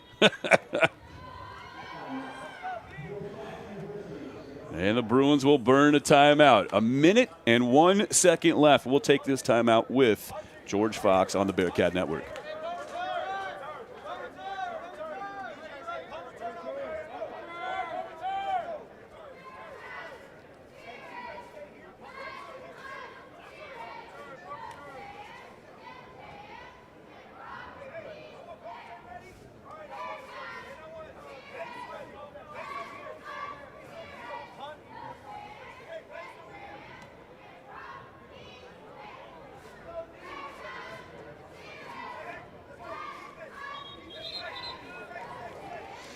Wow, an interesting turn of events here, Jeff, when you're with a minute to play here. Here's the Bruins on the drive, but Bearcats have got them backed up, 4th and 2 dozen. Yep, and we will see Riley Rutledge now make his way onto the field. The ball is at the 37 of Willamette, but it is 4th and 23 for George Fox, so not really the down where you want to go for it. So Riley Rutledge now will try to do his best Nick Beswick-Seidel impression and try to pin the Bearcats deep in their own territory. Everyone gets out of the way of it. Actually, it checks up at the 1-yard line, bounces back toward the 4, and that's where it's down. How about the effort there from Riley Rutledge? He put it right on the 1-yard line. It checks up, takes a favorable bounce from the Bearcats, but still, they've got 96 yards to go to pay dirt with 52 seconds and no timeouts. That was one of those end-over-end high sailing punts that when it was going to hit, it was going to come back, but still, they got away from it. Here's an opportunity. Let's find out what we've got here in the last minute. Well, the Bruins do have 2 timeouts left, so if the Bearcats want to go conservative here and just head to the halftime break, the Bruins can elect to call those last 2 timeouts. Bearcats do hand it off. This is Gabe Herrera working his way toward the sideline. He goes out of bounds, but he does pick up 8 yards, make it 7 as they'll mark him out at the 11-yard line. So 47 seconds left here. 2nd and 3 now for the Bearcats, who at least, if nothing else, might have some breathing room. A moment ago, up against their own goal line. I have a feeling we're going to head for the sideline again after we pick up another first down here. On the carry. There's first down. Pick him up to the 16 and either 4 yards. With Herrera moving the chains, I'm sure there's no point really in stopping the clock for George Fox at this point. So we are under 40 seconds here in the first half. Bearcats will go no huddle here, so perhaps a little bit of aggression from the Bearcats. 30 seconds left. Now the handoff to Herrera. Tries the right side. Might have been a face mask in there, but he spills across the 20. No flag on the play. Gain of 5 yards for Herrera. And now the Bearcats can run one more play if they want to, or they can just head to the locker room. We're at 15 seconds now on the clock, and the Bearcats absolutely in no hurry. One more time, please. And it looks like the Bearcats are just going to opt to head to the locker room break. Well, George Fox scored touchdowns, Mike, on their first 2 drives of this game, but since then it's been deadlocked.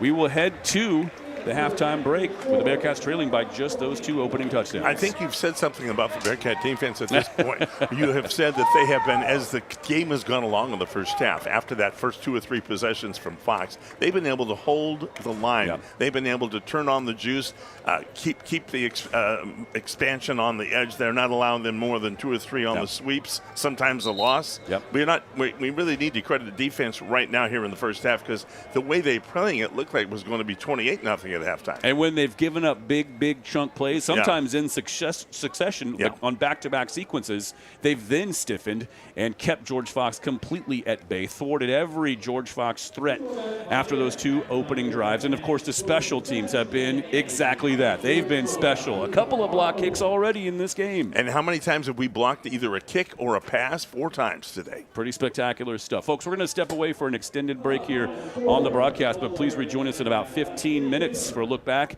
at first half action and a look ahead to second half action between George Fox and Willamette right here on the Bearcat Network.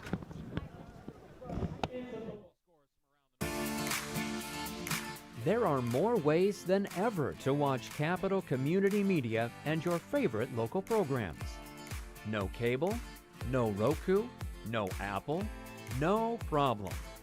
Go to capitalcommunitymedia.org. Click on TV. Choose the channel you want to watch, 21, 22, or 23. See the full day schedule to watch live or search for a program to watch on demand. Find us at capitalcommunitymedia.org. Give it a watch.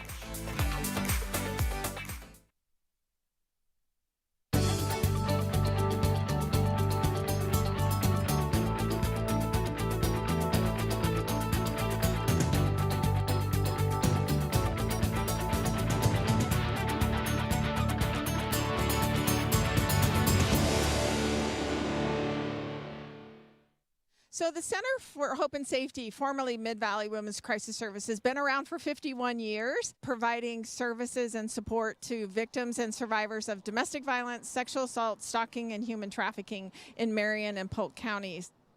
I've been the executive director here for 27 years, and in our former office I had a big door, and I used to put sticky notes on the back of it when I would hear things that survivors needed: housing, job training, supportive services, and I had a whole array of sticky notes. And when we had the opportunity to buy the Greyhound bus terminal, it was a dream come true of these are all the things that we could put into that.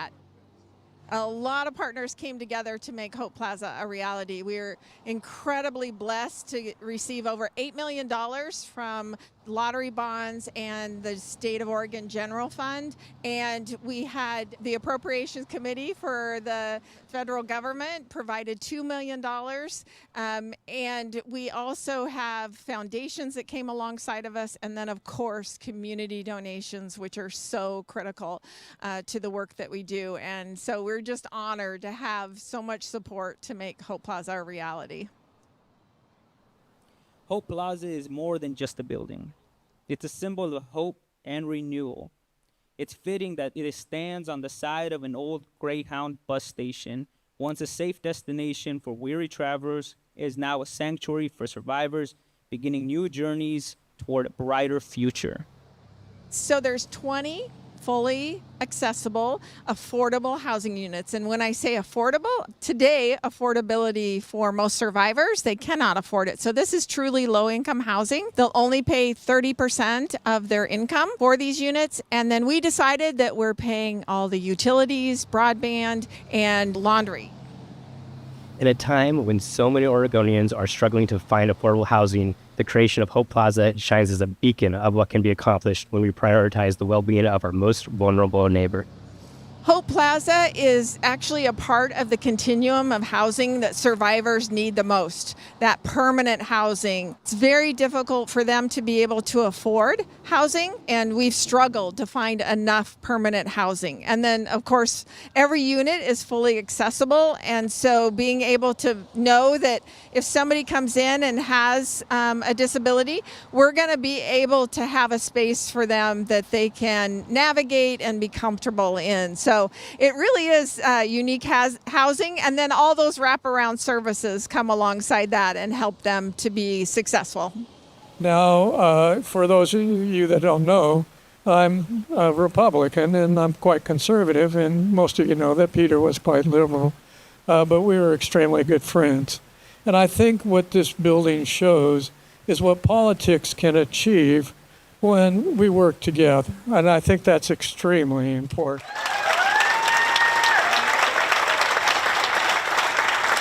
Every step towards being able to help people is a big step forward.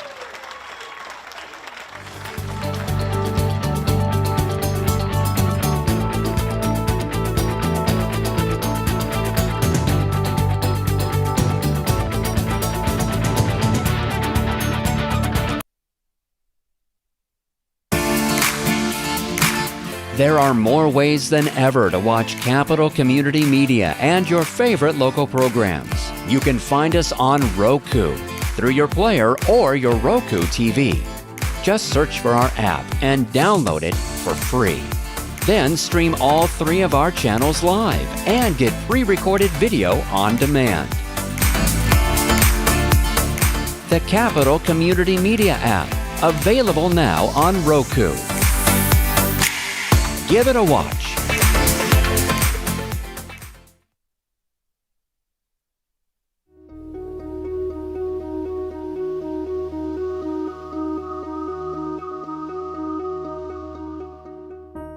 On a Thursday evening at South Salem High School, 3 students, all a part of South's DECA program, facilitated a community discussion on the impacts of fentanyl.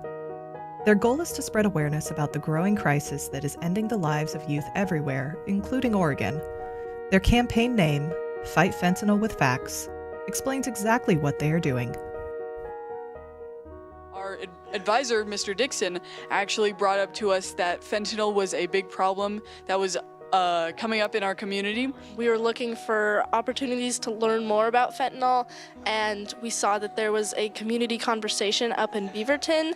We met Jennifer Epstein there. She was a great resource, and that's how we got in contact with her. 4 individuals whose work directly faces the fentanyl crisis head-on were invited to educate attendees and to answer questions around fentanyl. One of those speakers was Jennifer Epstein. Jennifer is the Director of Research for the family-run nonprofit Song for Charlie, and she's also Cal's mom. Jennifer shared her son's story and shared what Song for Charlie is doing to combat the fentanyl crisis. My 18-year-old son Cal was a great kid, an average teenager, very well liked, very involved in school, involved in the theater community, a lifeguard. Just seemed to be doing well. He had anxiety, but we were getting all the professional help that we thought he needed, and he seemed to be doing well. He went off to college, spent a semester off at college, came home after the first semester his freshman year, and we found him unresponsive in his bed. He had reached out on Snapchat to get an Oxy, a choice that was certainly a poor choice, but he, instead of Oxy, he got fentanyl and died as a result. Song for Charlie basically is a nonprofit that was created to raise awareness about fentanyl and fake pills amongst youth and parents. Song for Charlie, recently in January of 2023, we were awarded a contract by the California Department of Healthcare Services to create a portal for parents to help parents understand what is going on with fentanyl and fake pills, and to give them resources to educate their kids. And so in September September of 2023, we released a new website called The New Drug Talk, Connect to Protect, and it is a website that provides information to parents and really anybody who's interested about what is going on with the fentanyl epidemic, what is going on with fentanyl and fake pills, and it gives them resources to help conversations with young people, with their kids, and also resources to help to understand what to do in case you see somebody overdosing or see somebody struggling with drugs. Fentanyl is a high-powered synthetic opioid, 50 to 100 times more powerful than plant-based opioids. Unlike opium, morphine, and codeine, fentanyl is man-made and produced within a lab. When used in a controlled medical setting, fentanyl is an extremely helpful tool. However, most street drugs today contain various amounts of fentanyl, and it doesn't take much to induce an overdose. Just 2 milligrams is enough to kill an average person. Jennifer also shared a chart from the Song for Charlie website that shows the transition in drug type usage between 2012 and 2022. Fentanyl is stronger, cheaper, and faster to make compared to plant-based opioids. This means it has spread quicker than we had the chance to learn about it.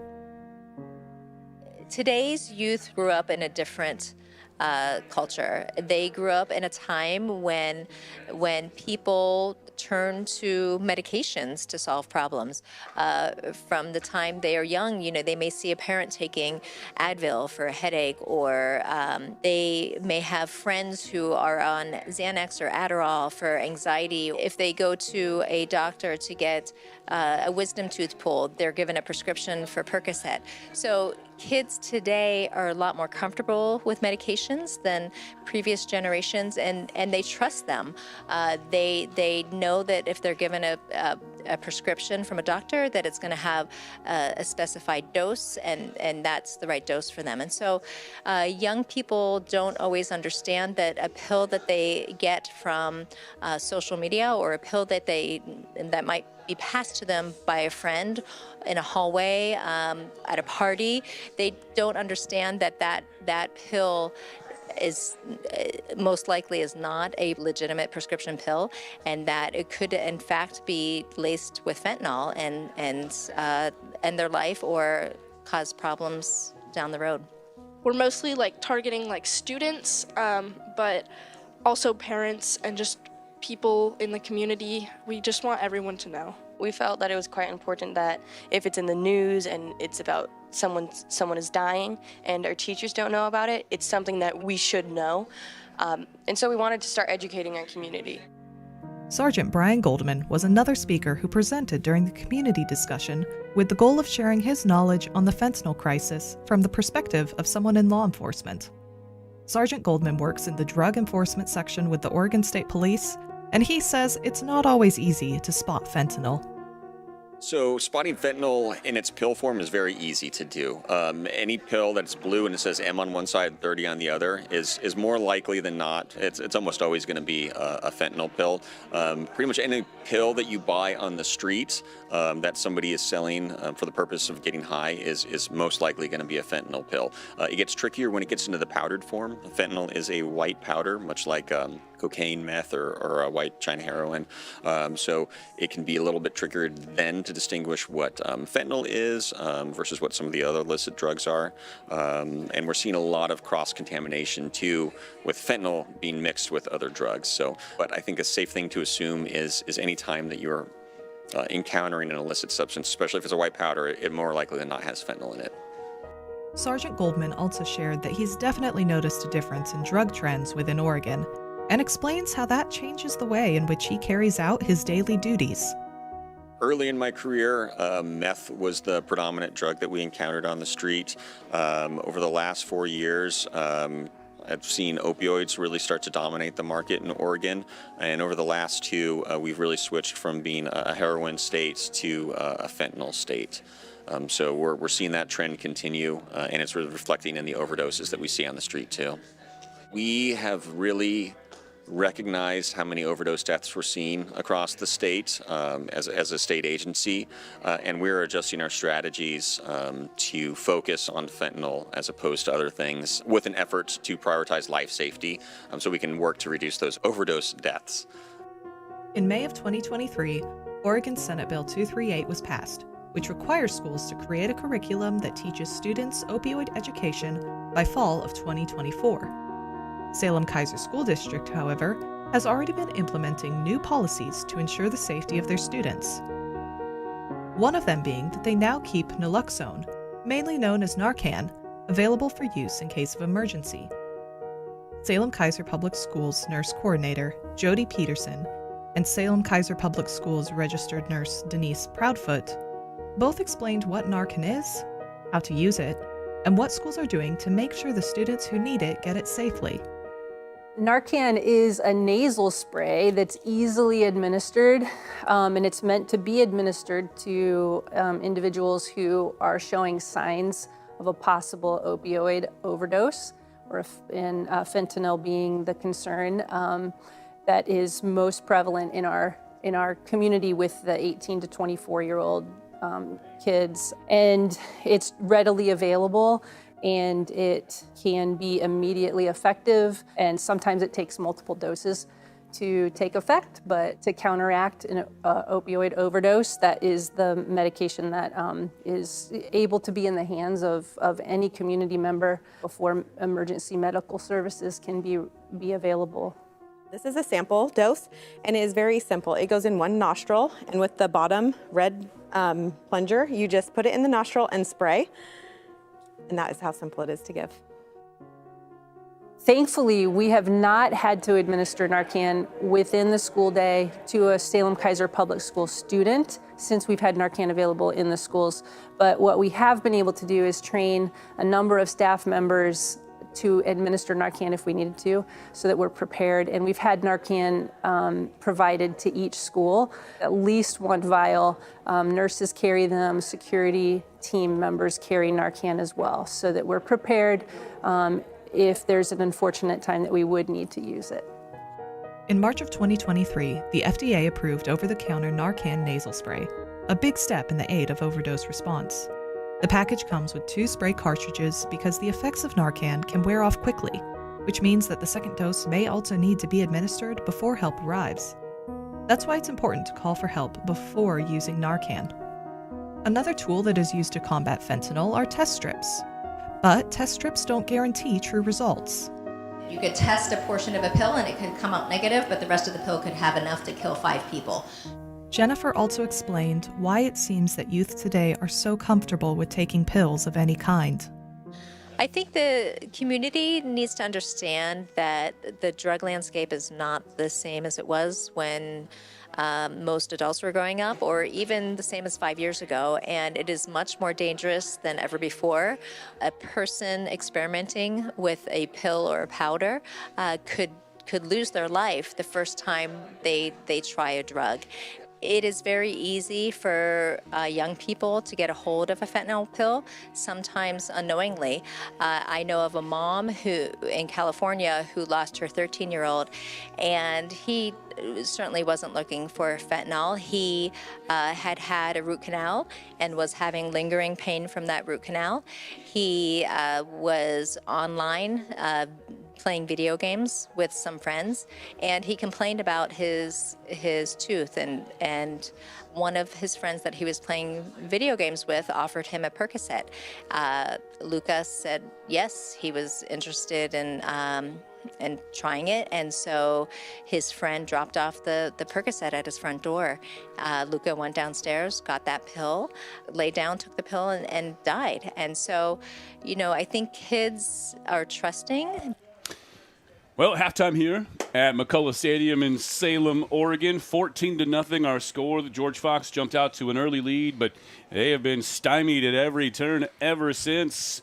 The Bearcats offense yet to really get unhitched here today so far, Mike, but certainly we will see what head coach Eric Williams has in store for us on the offensive side of the ball for the last 30 minutes of this game. If you just look at the paper, the stats, if you will, 222 yards of total offense for Fox at halftime, 23 positive yards for the Bearcats. They just got to get out of the hole and start running the ball. I can tell you that Fox's leading rusher, Mr. Moffitt, number 3, of course, 29 yards, 14 for Saban in there, and 6 for River Olson. On the passing side of it, it's Riley Rutledge, I should say. Where are we at here? There's Thomas. 11 of 16. I have to get these glasses fixed, Mother. 11 of 16 with 1 touchdown, 189 yards, whereas between Rivera and Juarez, they are 1 of 9 with 2 interceptions and no touchdowns is all, and they've each been sacked. On the Willamette side of things, biggest gains, 21 on the ground from Gabe Herrera right there in the second quarter. And then Austin Snodgrass, 2 carries for 15 yards. They lead the way there. Hey, by the way, folks, in case you're curious at all at home, we are working without a net. Live stats not working for this one. If you're trying to follow along online, the stats for this game have yet to load. So, yes, we're doing it analog, just like back in the olden days, basically. They're running stats over to us now. I should have brought my old stat sheet. I could have sat down and done stats for you. I just didn't bring the stat sheet. Well, Mike, you're old enough. You used to probably do the stats on like an abacus or something during the broadcast. I could never read Chinese, so I never did that. But I did use crayon a lot. That's fantastic. Well, this man, by the way, Mike Gallagher, is so good to have you in the broadcast booth. Thank you. Folks, if you know anything about Willamette football, you know this guy's as synonymous as anyone else with this program. He was the voice of Bearcats athletics for a little over 30 years here, stepped away a couple of years ago and ceded the microphone to me. And Mike, you're welcome up here any old time you want to be here, man. It's so good to have you back. I've told you many times, and I said it right off the when I first time I heard you, and I said, gosh, this guy's good. And then somebody called me and said, listen to what he says between the first and second quarter. So I went back and listened to it. You brought me to tears. Thank you. Jeez. Shucks. We are set for second half action here. Oh, the Bearcats trying an onside kick to open things up here in the second half. It is covered up by George Fox, and a flag does fly. They weren't ready for it, though. They were not. The Bearcats opening it up. They're pulling some wrinkles out here in the opening moments of the second half.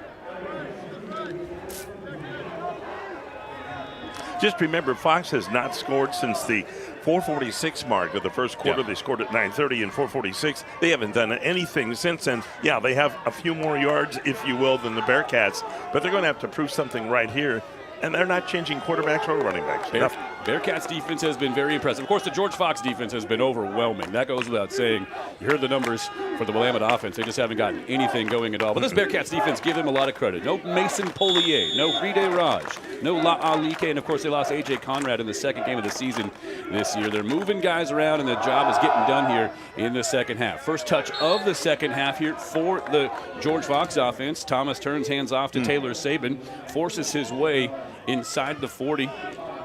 Tough sledding, but a good chunk of yardage. 2nd and 5 now for George Fox from the middle of the field. About 5-yard pickup. He's up near 20 yards now. Pistol formation. Thomas awaits the snap, looks right, turns hands off. This is Saban again, has a hole. Bounces off a couple of his own linemen, but squirts free, gets into the second level of the defense and moves the chains in the process after a nice run of about 10 yards. So Saban really does pack the rock, if you will, down to the 29-yard line, and he's just a nonstop freight train. So after the failed onside kick attempt by the Bearcats, it's 1st and 10 for George Fox at the Bearcats' 29-yard line. Thomas takes the snap, play fake, drops back, lots of time, fires across the formation, dragging his way across the field. Elias Polanski fights his way toward the goal line, and he's finally corralled and brought down just shy of pay dirt.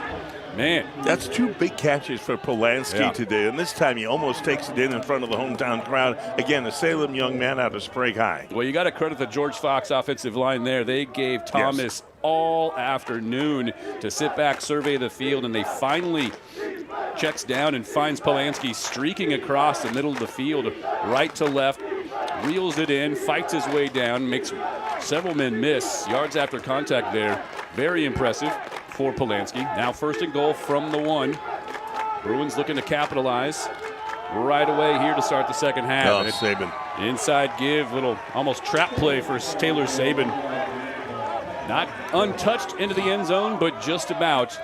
And just as they did with their opening drive to begin this game here in the second half, with a short field that was gifted to them after that onside kick attempt did not work out for Willamette.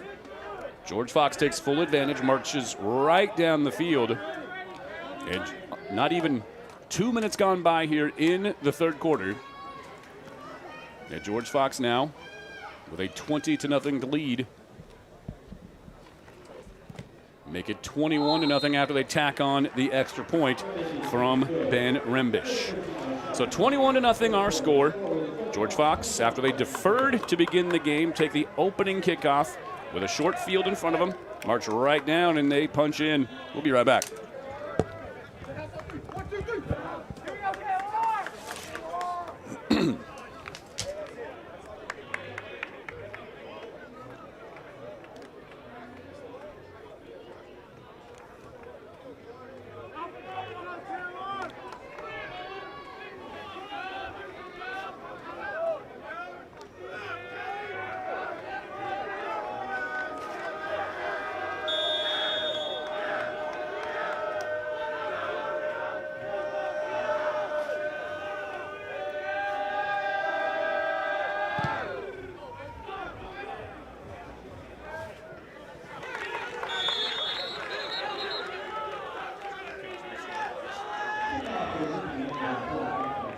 George Fox looking very impressive on their first touch of the second half. Didn't take long to take care of business and put it in, and you put it in the hands of the guys that can put you in the end zone.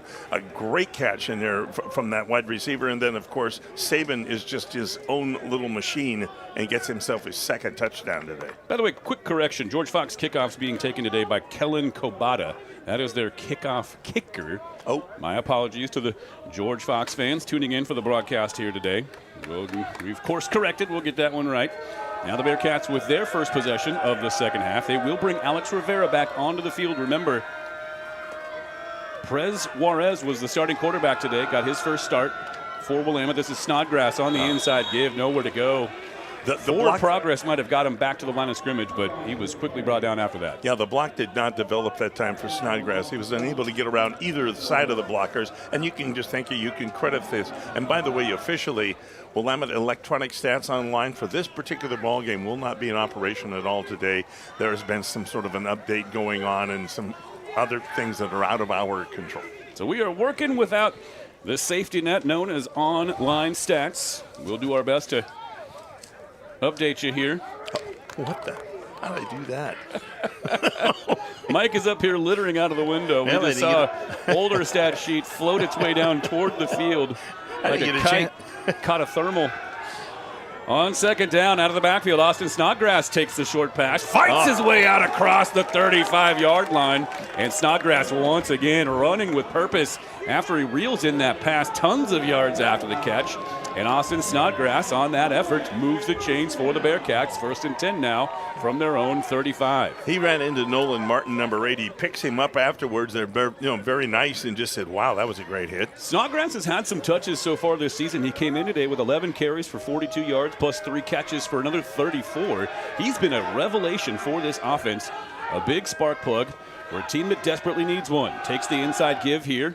He's at the line of scrimmage, tries to bully his way forward, but he's stoned at the line of scrimmage and brought down after no gain. They'll spot it right back at the 35. So credit the George Fox defense. They slide to the left. As Snodgrass tries the right side, and they will haul him down for no gain. Right in the middle of things, that nose guard, Blake Mazurowski. 6'3" senior from Happy Valley.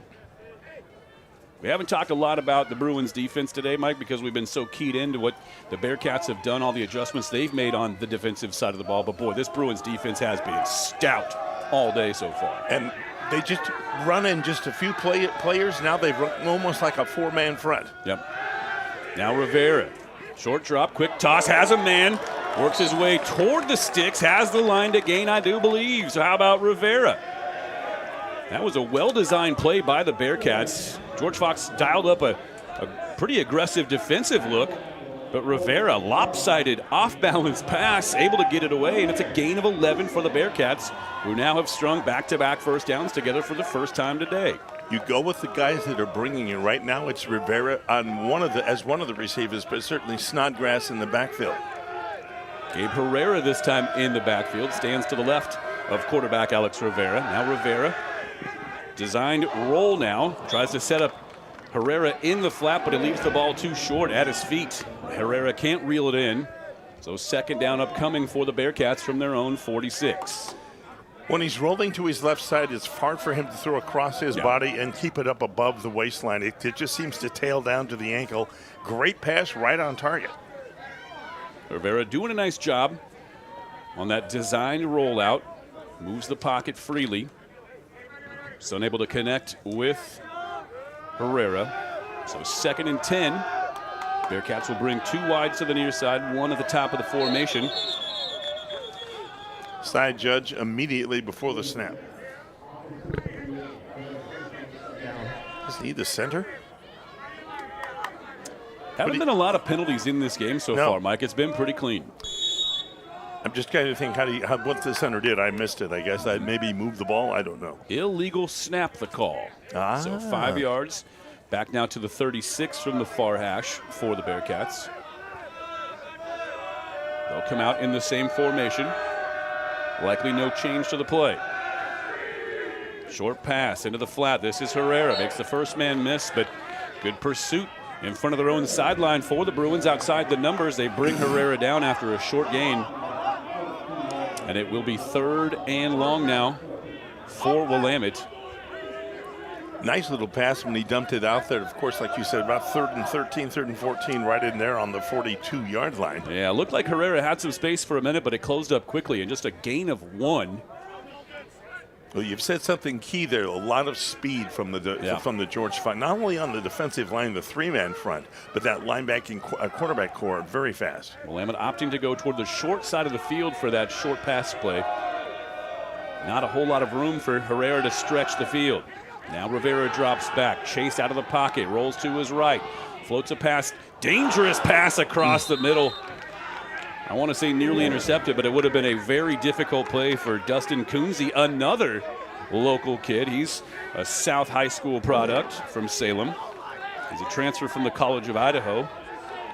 Would have had to have made a Herculean play in order to reel in what would have been an interception, his first of the season for Kunze. But the Bearcats, after what looked like a promising drive, 2 first downs for the first time today, are forced to punt. So Nick Beswick-Seidel, who's been a very effective component of the special teams unit for Willamette today, will look to boom one deep and flip the field. Beswick-Seidel gets it away. Angles toward the right side of the field. Now it comes back toward the middle of the field. Great pursuit and coverage downfield. Minimal gain. And George Fox will start from about their own 30 on their next possession. A lot of speed on Bearcat special teams. They get there. Kabazuto only 3 or 4 yard return that time up to the roughly the 30-yard line. What kills me is they're down there so fast, and if you haven't called a fair catch, how do you really concentrate on that before you think about, am I going to get blasted? Yeah.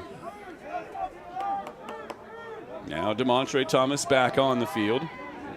Will Moffitt shifts into a Wildcat. He'll actually fake the handoff to his quarterback, keeps it himself, fights his way toward the near hash, where he is spilled after a gain of about 7 yards. That was an interesting play concept for George Fox. They had the quarterback, Thomas, lined up there, and then Moffitt shifted to behind the center, faked the handoff to quarterback Thomas, kept it himself, and picked up 8 yards on the ground. Nifty play from Fox. Now it is DeMontre Thomas. Make it Moffitt again. They did the same thing. They shifted Moffitt back to the Wildcat.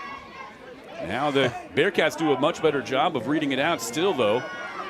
Moffitt does fight his way forward to the line of the gain, and it does move the chains after a gain of 3. I have a feeling that Moffitt is really the speed man here. I wouldn't take too much. If I was the defensive end reading that, I'm saying he's going to keep it because the quarterback is not as fast as Moffitt. Yeah. DeMontre Thomas, good of an athlete as he is. Yes. Not a great runner. 45 carries, 89 yards coming in. This handoff goes to Moffitt. Great tackle around the ankles from the Bearcats. That is Braden Duke wrapping him up and dropping him for a short gain of about 3 yards. They'll spot him down at the 44 on the near hash. Moffitt nearly up to 50 yards here after that run. 2nd and 7 now for the Bruins at their own 44-yard line. 2 wides here to the near side. Now one motions in. Tight end motions across. That is Raiden Gonzalez who settles in. And the tight end slot on the near side. Thomas looks left, takes the snap. Hand off Moffitt. Picking his way. But there's nothing doing. Looked like a hole started open, but it closed very quickly. Who's on the bottom of that? Who's leading the way? Javi. Javi Rodriguez making a strong bid. He had 2 sacks in the first half. One of the ones was the one that got us all kinds of fired up. George Fox had the option of just letting the clock hit the 2-minute timeout. They decided to stay aggressive, and it backfired in a massive way as Rodriguez got to Thomas for a 17-yard loss on his 2nd sack of the first half. That was a gain of 1 just now. Now a passing down, and that pass sails well out of reach. So once again, the Bearcats defense silencing George Fox's very potent offense, very efficient offense.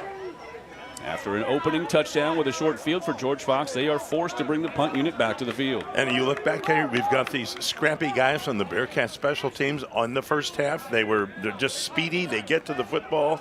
They might get to this punter yet. We'll see if Dom Corrado can snap off a return. We'll see if George Fox even gives him much of a chance at one. It's 4th and 5. Well, the Bruins at their own 45. Snap is away. Punt. A low hanger, and Corrado will just call for the fair catch. That punt got down the field very quickly. On top of Corrado, very fast. Landon Waters, that close. Just close enough. Yeah. Just enough to say he can almost block that. They have been, and you know that they're in the punter's head, having blocked a punt already and deflected another. So the special teams unit for Willamette has been very, very dangerous here this afternoon.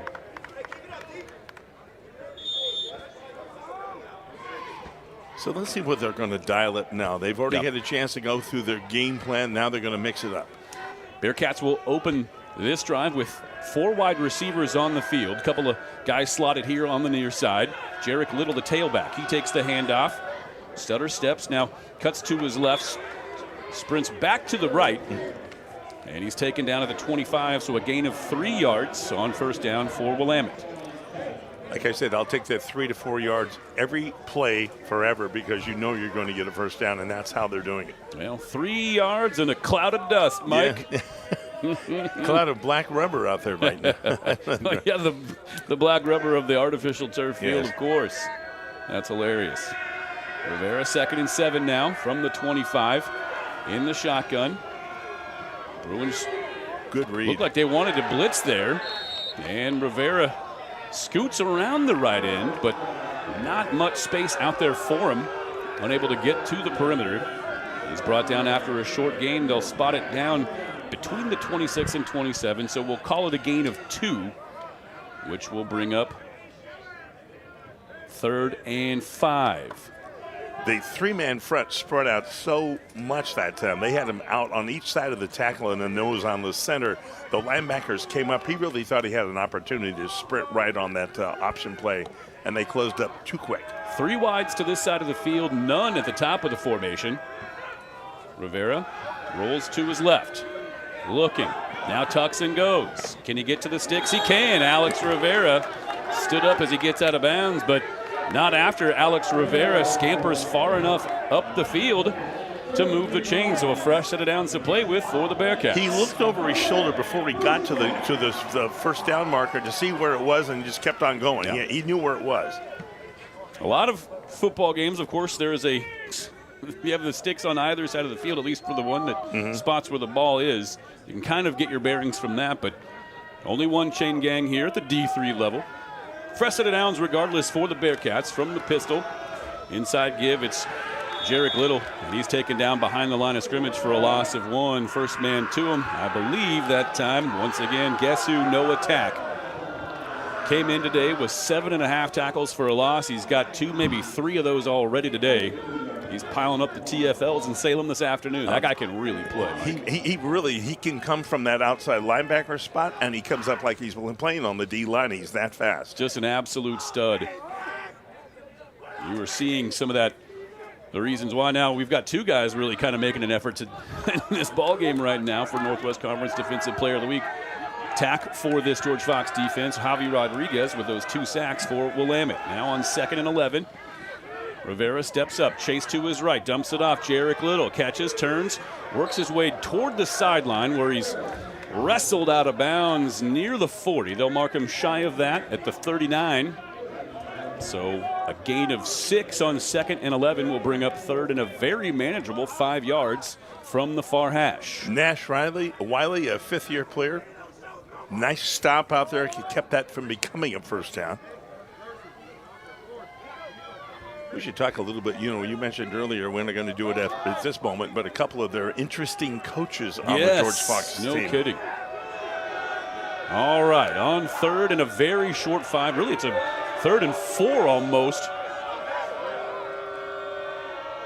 Motion man coming right to left. Short drop. Rivera blasted and thrown asunder. Again. Once again, no attack. Just flies in from the right side of the defensive line. He's stealthy. I don't know, can't think of a better word. He knows how to disguise where he is, and all of a sudden he pops out, and there he is.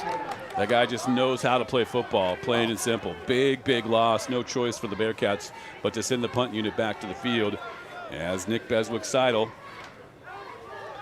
will try to put the leg into one and flip this field.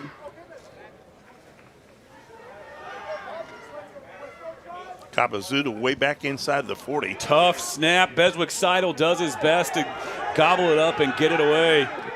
Fair catch is taken out at the 50-yard line, but man, I tell you, that was a very bad snap from the long snapper for the Bearcats. Nick Beswick-Seidel did everything he could to get it away, and the Bearcats very fortunate that Beswick-Seidel was able to get that off his foot at all. He was run into by a defender on the play, but Beswick-Seidel was scooting away from him. Yes. Hence the contact and no flag. But again, it's a short field here for George Fox from midfield. Coming out passing. They got double slot. They look like they're ready to go and pass on 1st and 2nd down. Will Moffitt, the tailback, next to DeMontre Thomas. It is an inside give to Moffitt from midfield. Make that Taylor Sabin the tailback. Excuse me, I saw the 3, didn't see the 1. We mentioned earlier, 10 years of this program under one man who came from Wallowa High School, Chris Casey, and that name may ring a bell for Oregon State baseball fans because that's Pat's little brother. How about that? Yeah. And then we noticed a luminary in a moment, one of their assistants. We'll talk about their quarterbacks coach here later on. He's a Northwest football legend himself. On 2nd down, 2nd and 8. They bubble it out here on the near side. Flag flies in. It's going to be an illegal block whistled against Vincent Cabazudo. Great pursuit to the ball. Their quarterback's coach, former All-Pro, Cardinals, both in St. Louis and in Phoenix, former Portland State Hall of Famer. Yep. Neil Lomax, still giving to the community, graduated way back in like 76 or something like that from Lake Oswego High School, played at Portland State, drafted by the Cardinals, and here he is giving back offense still. Number 83, 10-yard penalty from the spot of the foul, still 2nd down. And Neil's just, like I said, he retired, had the bad hip, and turned it into something else, reinvented himself. No one's got stories, Mike, like Mike Gallagher's got stories. We'll get to some of those later on in this broadcast, I'm sure. Did I tell you about the time I was with John Wayne? I never was. The Cabazudo flag for holding rather than the block in the back. So that backs George Fox up 10 yards, 2nd and 16 now. Deep drop, pass across the middle, has a man streaking down the seam into the hands of tight end Tom McMillan. Big chunk play, and once again, DeMontre Thomas with perfect touch on his pass, finds his receiver. The tight end McMillan in stride. McMillan does the rest, rumbles deep into Bearcats territory for a massive gain. He was on a couple of those Sunset High School playoff teams that went into the playoffs here a few years ago. So now, George Fox once again in plus territory from the Bearcats 33 with a fresh set of downs to mess with. Play fake. Has a man. Angles in from the slot. That's Chavis Lee. sophomore from Hawaii. I like his speed and how he comes back to the ball. He's a very effective downfield threat for this team, too. Averages nearly 20 yards per reception. He's had a couple big ones, including that one there. That one was good for 16 more. Make it 20 more. Nope, 16. My math is terrible. It's difficult, I tell you. I get the abacus. In the red zone, here we go. Turns, hands off, Taylor Saban. Big hole, fighting his way toward the goal line. He's upended at the goal line, but not before he also spills into it. And it's another touchdown for George Fox. About a 30 seconds left in the third. 21, 22 yard run. And after that first 5 to 7 yards, watch. He's all by himself. Taylor Saban, touchdown number 6 on the season. Third one here today, isn't it? George Fox starting to separate now. They scored 2 touchdowns on their first 2 drives of the game. Meanwhile, the Bearcats still looking to score for the first time in Northwest Conference play. Well, it was a great drive. You've got to give the Bruins offensive line a lot of credit. They really have a nice scheme up in there. They do have some great seal. I used to have a coach that would say, you know where the hole is? Your butt is to the ball, meaning you push yourself away from the ball where that guy runner is going to be, and all he has to see is the back of your jersey and then a hole between you and the other blocker, and that's what Saban's seeing. Yeah. So the George Fox offense with some wrinkles of their own here in the second half. A couple of which have really paid off nicely for their team. They have now opened up a 4-score lead. It's 28-0 here in Salem. Cabada will kick off. Good toe on him. Back deep, Snodgrass and Corrado. It's coming towards Snodgrass. He's calling for a fair catch inside the 5-yard line, so that will set up the Bearcats 1st and 10 from their own 25 to open the next drive. But it's been a tough sledding for this Bearcats offense so far. We were hoping that they would get some stuff going, string some plays together, see some drives, and finally get on the board here in Northwest Conference play. But so far, Mike, it just has not been the case for this Bearcats team. I just sensed a lot of confidence. I see that they're self-assured out there. They just cannot compute it into sustained drives, get into the red zone and score in some fashion. Well, it's tough when you're looking across the line of scrimmage at dudes like Noah Tack, who's just been a monster in this game. He is a stud, just a beast flying around. He's got tackles all over the field. He's got a sack. He's got a couple TFLs. He has been utterly relentless today. On first down, this is Snodgrass trying the right side. Makes a couple of guys miss, but he's moving mostly east and west rather than north and south. So he picks up a couple. He ran about 23 yards across the field, but only was able to pick up 2 on the plus side. He hits Eli Miller right here, boom, right in the head. That's one truck I want to stay away from. By the way, the stat gods are with us. We now have live stats. Live stats are working. As we get set for 4th quarter action here from Salem, we'll take a break. George Fox up 28-0. Come right back for 4th quarter action on the Bearcat Network.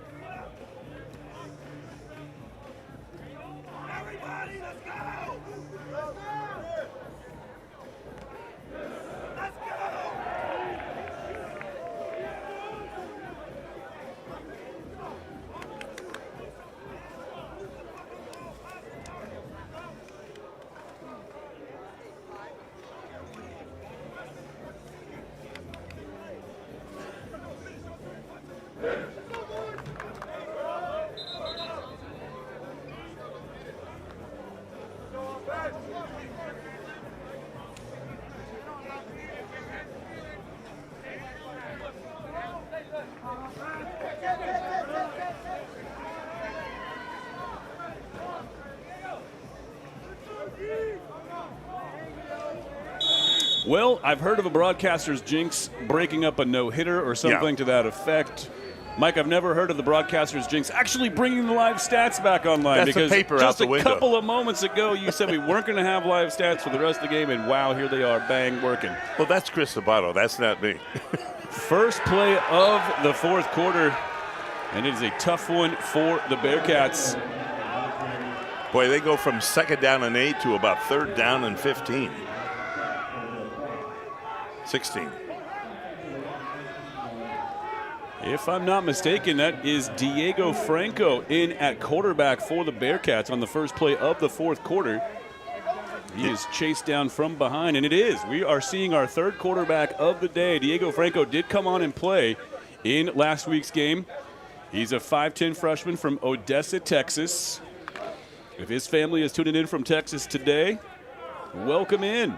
Your son is on the field for the start of the fourth quarter. The eyes of Texas are listening. Sack for a 6-yard loss a moment ago. It's 2nd and 16 now. Make it 3rd and 16. It was second down before. Now Diego Franco connects with Elijah Romero here on the near side flat. Romero drilled but hangs onto the football. About a 5-yard pick, but it looked like it was a little bit longer, but I'll tell you what, he gets it out of his hands quickly. He knows right where he's throwing. So Franco, the beautiful pass, his first attempt of this game. Well, you got to credit the receiver on that one. He had a sky for that.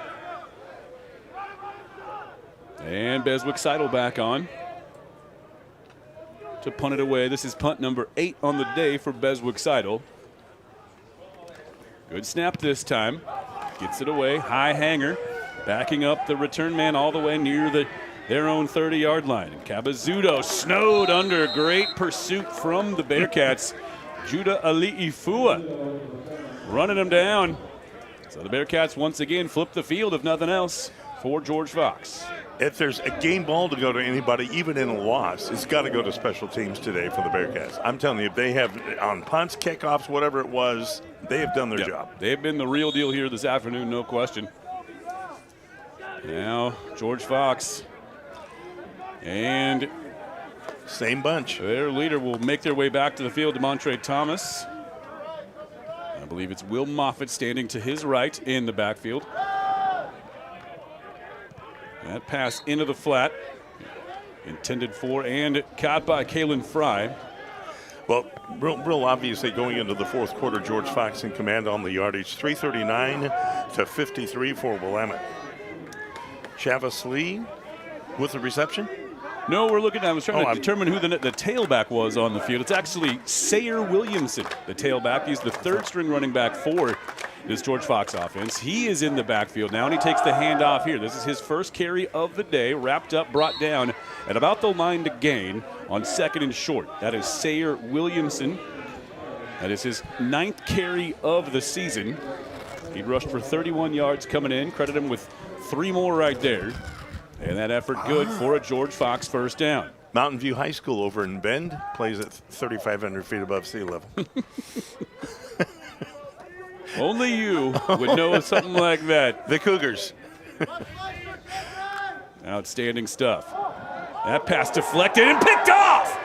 Taken back inside the 30, down the sideline, inside the 20, inside the 10, finally dragged down from behind. We'll take a look at the replay to determine who, first of all, got a hand on the ball and popped it in the air. Interception was hauled in by Javi Rodriguez. Yes. Hand to the ball. Didn't see it. Oh, tough to say because he quickly drifted out of frame. But that fall deflected, popped up in the air, lands in the hands of Javi Rodriguez. Is it 42? If it's 42, it's Noah Reese. Outstanding effort again from the Bearcats offense. And now they're set up. 1st and goal from the George Fox 5-yard line. On the 5, wow. Punch it in. Diego Franco back in for his 2nd possession of the game in the shotgun. Guy flying down the line. It's no attack once again. I tell you, Mike, I don't need to see the rest of the games in our league this week. No attack and Javi Rodriguez are your candidates for Defensive Player of the Week without question. Well, no attack, that name, when you say Noah Tack, it sounds like there's no attack. Oh, no, he's all attack. He is all attack. My goodness, that's good wordplay on your part. Yeah, it's when you get old, you Fantastic stuff. Loss, however, of 8 yards on the play for the Bearcats. That pushes them back to the 13 of George Fox. That's by far the best penetration of the Bearcats into George Fox territory, set up by the interception return a moment ago. Franco dumps it off to Jarek Little. It's through his hands and incomplete. Boy, Little, he was strung out. It was a little bit behind him. He almost was able to pull it in, took a hit afterwards. It was going to be tough to turn and go much of anywhere with defenders bearing down from behind. So the clock stops with 11:27 left. It's 3rd and goal for the Bearcats from the George Fox 13-yard line. Who's bringing the play in? One of the wide reserves, that's Perez Juarez. Number 9. I believe he's your quarterback. That is Perez Juarez on the field.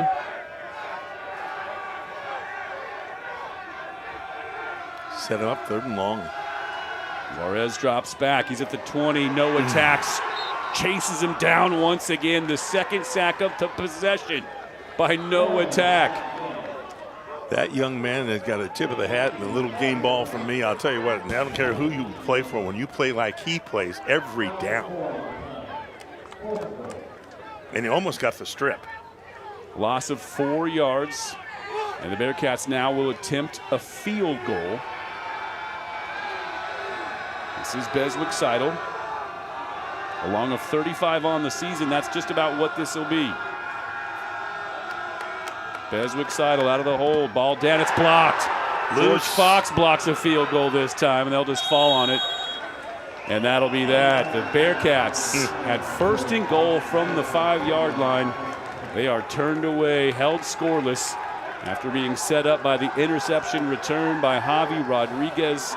They put the ball down at the 5-yard line, and the Bearcats can get no closer, and they are turned away with no points. With 10:40 on the clock, that's a long way to go when you're trailing 28-0. You've got to just credit the guys on their offensive side of the ball. They're tacticians. Taking care of the football. Will they come out with the same bunch? They come out pretty much with most of the same starters. A new running back as well. Looks like Ethan Bullock out of Sprague High. So DeMontre Thomas does stay on the field, and yes, another local product. Sprague High School just down the road a piece. He takes the handoff here. Big hole on the right side. He runs right into a defender and carries him with him out toward the sticks. Look at the effort from Ethan Bullock. That's a 9-yard minimum pickup, but we've got a Bearcat down. Ethan Bullock's Sprague Olympians ranked number 7 or 8 in the state, depending on which one you're looking at. They have the biggest game in 6A coming up next Friday night. Yeah, they are having at Sheldon, number 5, taking on number 8 Sprague. 2 undefeateds. And he's like Snodgrass. He's just big and bullish. Yeah.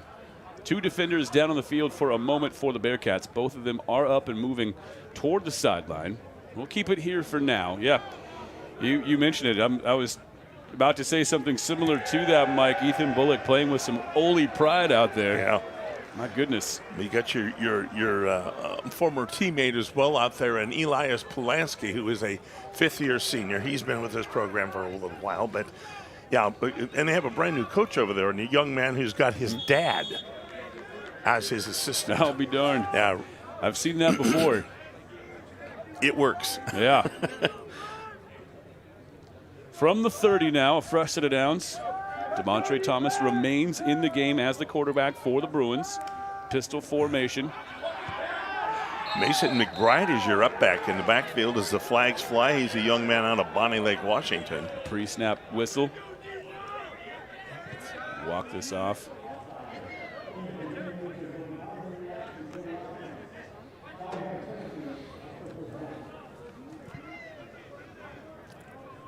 Never been a fan of that call. If I come across a line, I don't touch you, and I get back before the snap, there should be no flag. But that's just me. Maybe that's old man talking, but I don't like it. 1st and 5. Outstanding tackle. Is that Rodriguez flying in? I believe it is. My goodness. Wrestling Mason McBride to the ground. Lost a half a yard just down the other side of the 35. Wow. He hasn't been fed yet, so he's just having an appetizer here and there. Javi Rodriguez has come to play today, no question about it. Now on 2nd and 5. This pass picked off. It's a pick 6 for the Bearcats. Taking it to the house. Dom Corrado. Busted play for George Fox completely. Nowhere but About 38 yards, by the way. Nowhere to go but the end zone in front of him. Dom Corrado with the easiest interception he'll ever make. He could have made that play in his sleep, and he jogs into the end zone with nary a George Fox player in your frame, throwing all the way back across a very ill-advised pass from quarterback DeMontre Thomas. Point after try, up and good for Nick Beswick's side of the Bearcats are on the board for the first time in Northwest Conference play on the pick six. Dom Corrado picks off the duck and returns it 38 yards untouched for a Bearcats touchdown. I'll tell you what, that quarterback wishes he had it back because he saw the pressure coming from his right side. If you were to watch it again, and all of a sudden he says, nope, can't pass over there, turns and sees what he thought was an open receiver, threw it right to Corrado. Well, Dom Corrado makes George Fox pay. He'd almost kind of slipped underneath the route. About 37, 38 yarder. We'll find out when we get the official statistic. Right dude, right spot. Dom Corrado puts the Bearcats on the board. Beswick Seidel adds the PAT, and it's 28-7 now with 9:23 to play. So this game a little bit more interesting all of a sudden, Mike, after the Bearcats defense scores a touchdown. Now, we're not going to onside this thing, but I'm going to go down and see if I can get me a football. If I'm on this team, the Headhunters. I want my guys on the other side of the 40 trying for another touchdown. Beswick Seidel kicks it deep, backing Moffitt up to Moffitt up, yeah. He's out close to the 20, now makes a move inside the hash marks, but he's brought down at about the 22. Some more extracurriculars after the whistle. Just some harmless jawing. Some guys just, they probably played against each other in high school. They're just saying, hey, I remember you from... I didn't like you then either. So Moffitt was on the bottom of the pile, and he was doing a little jawing with a couple guys. Now, here they are, back on the 22. Yeah. The way this defense is playing, it's an opportunistic opportunity, if you will. That's redundant. But with 9 minutes to go here, you've just scored defensively. Can we get the ball back? Well, DeMontre Thomas has some owning up to do. He turns, hands off. This is Will Moffitt making guys miss, and he rumbles out across the far hash. Gain of 12 yards on first down. Big chunk play. Another impressive run for Will Moffitt. Result of the play is first down, timeout for an injured player of the defense. So a quick break on the field with a Willamette defender slow to get up. We'll be right back. 28-7 our score.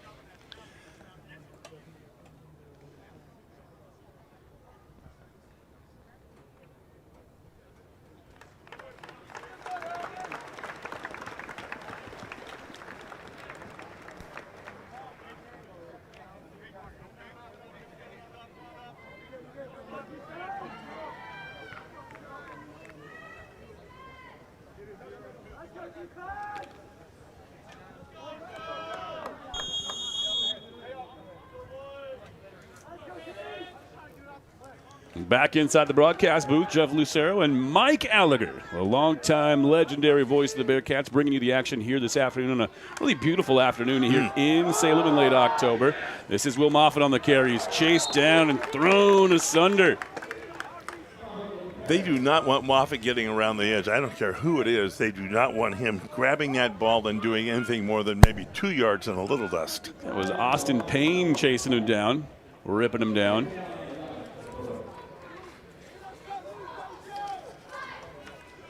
He'll set up now 2nd and 10, no gain that time. From the pistol,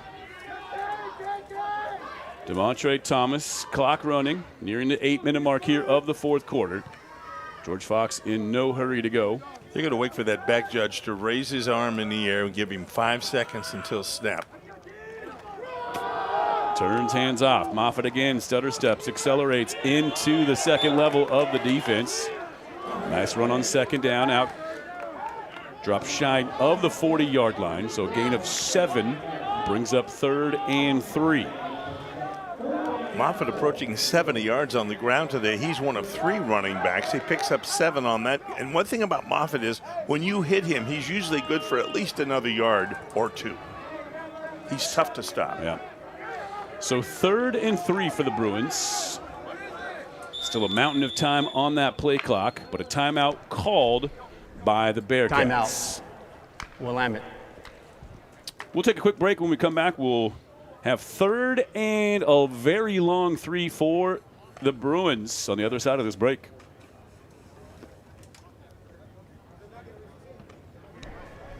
This is their first of the half.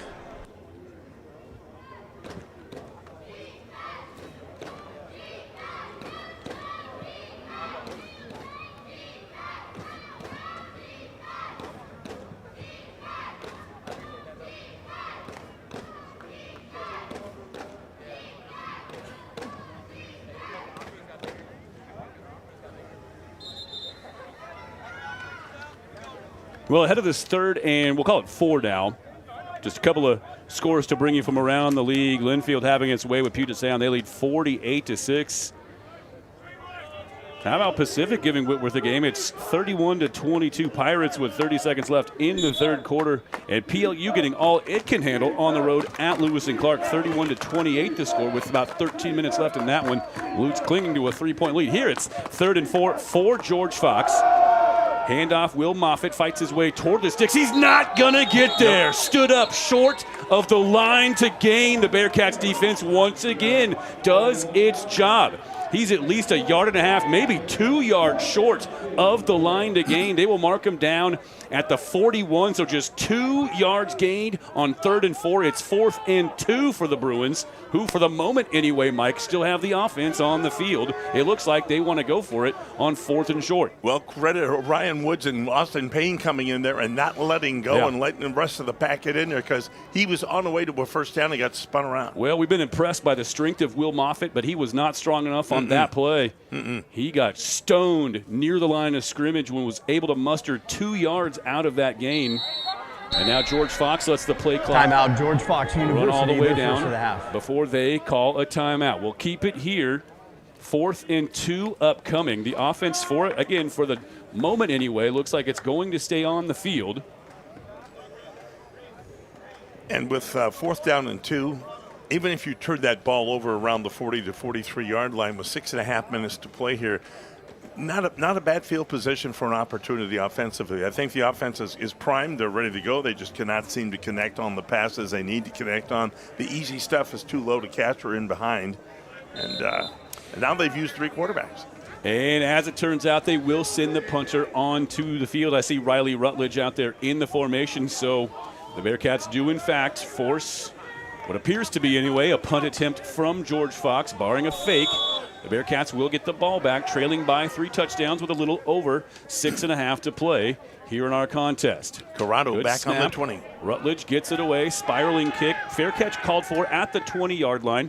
Steps forward to the 21, and that is where the Bearcats will begin their next drive. So the defense, Mike, once again does its job on 3rd and short. They stone, absolutely shut down. They stuff Will Moffitt, keep him from moving the chains, and now the offense comes back to the field. Bearcats not done in this game. Not done in this game at all. Will they come back and get 21 points in 6 minutes? I doubt it. Couldn't they score? Absolutely. Let's see what they got dialed up in this particular formation setup. What quarterback are we using this time? It is Prez Juarez back on the field. I do believe that's a 9 and not a 5.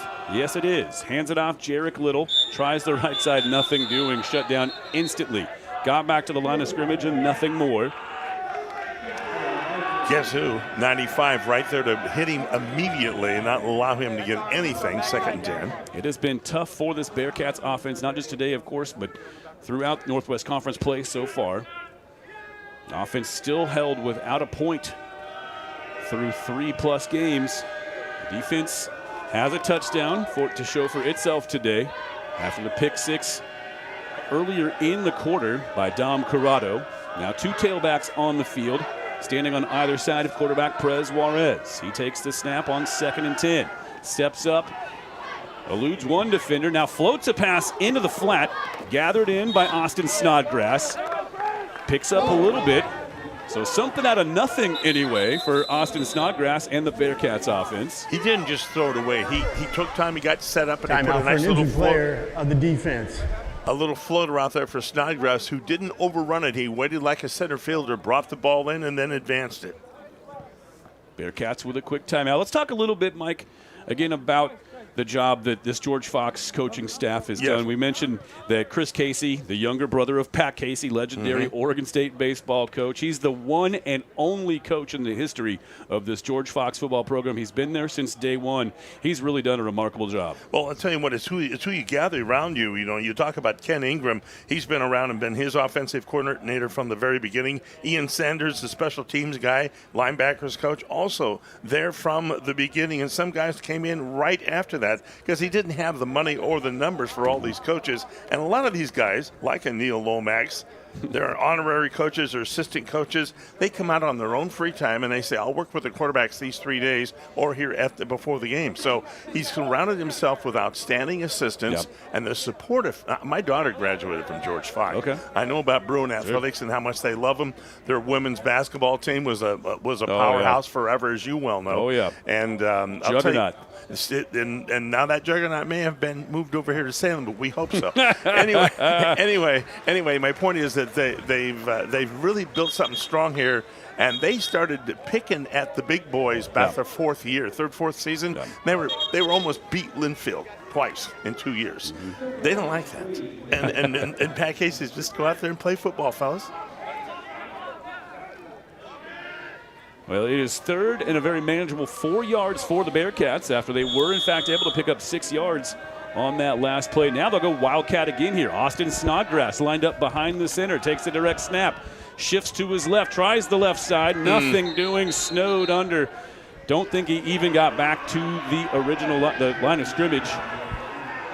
He's brought down for, I believe, a short loss, if anything at all. As big and strong as he is, he did go laterally looking for a gap. Nothing was even, you're going to have to imagine when that gap's going to be and run toward a slight gap, at least to advance the ball. Unfortunately, he only advanced it sideways for no gain. Forward progress did, in fact, get him back to the line of scrimmage. But after no gain, it's 4th and 3 for the Bearcats, and Beswick Seidel back on for punt number 9. Can't get enough of those electric pink socks, Mike. Look at those things. I'm going to get me some sunglasses. I thought you were saying I was going to get me a pair of those.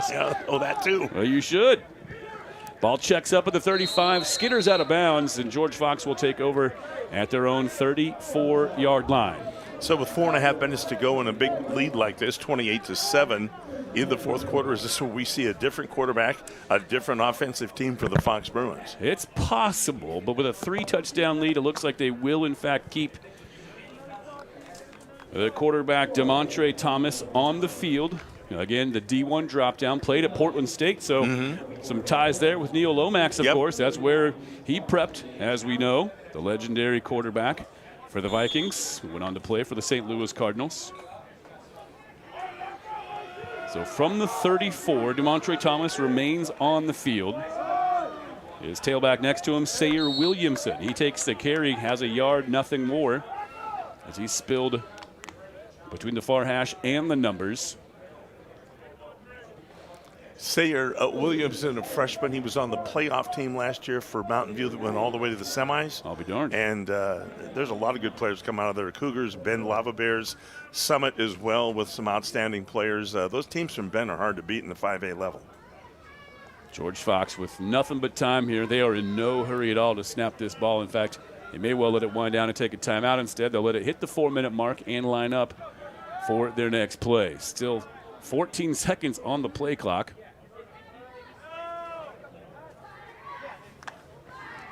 New quarterback. Yeah, we do have a new quarterback. That is Cam Spencer on the field for the very first time here this afternoon. 8 turns and gives. And no gain on second down. Make it a loss of a yard for George Fox. It'll bring up 3rd and 10. So Cam Spencer, now the quarterback on the field, the 6'3" sophomore from Battleground, Washington, just over the Columbia River on the Washington area side. Up there. Oh, yeah. Great area. Isn't there what that little Roloff guy lives up there? I quit watching that show. And, sorry. My goodness. Oh, no. Maybe we're not going to let you back. No, maybe not. Maybe not. 3rd and 10, though. Yeah. And here it is, Cam Spencer from the shotgun. He's a perfect 5 of 5 on the season.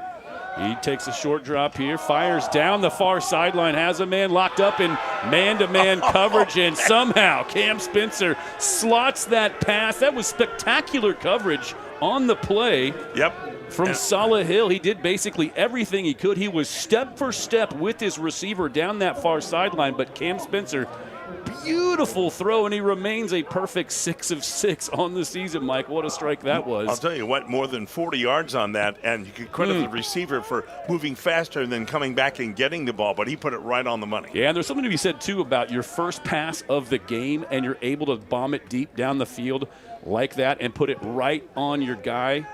That is a spectacular play from a quarterback coming in cold off the bench for his first couple touches here today. On first down, nowhere to go for Ethan Bullock that time. The Sprague product shut down immediately at the line of scrimmage. Might have even lost a yard, and he did. In fact, he lost 2 yards on that play.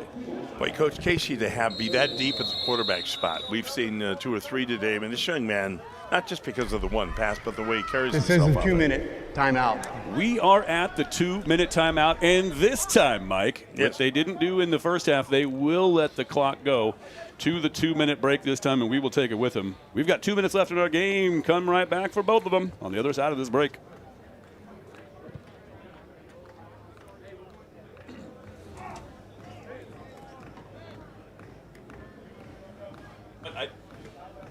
I think when we go to break like this.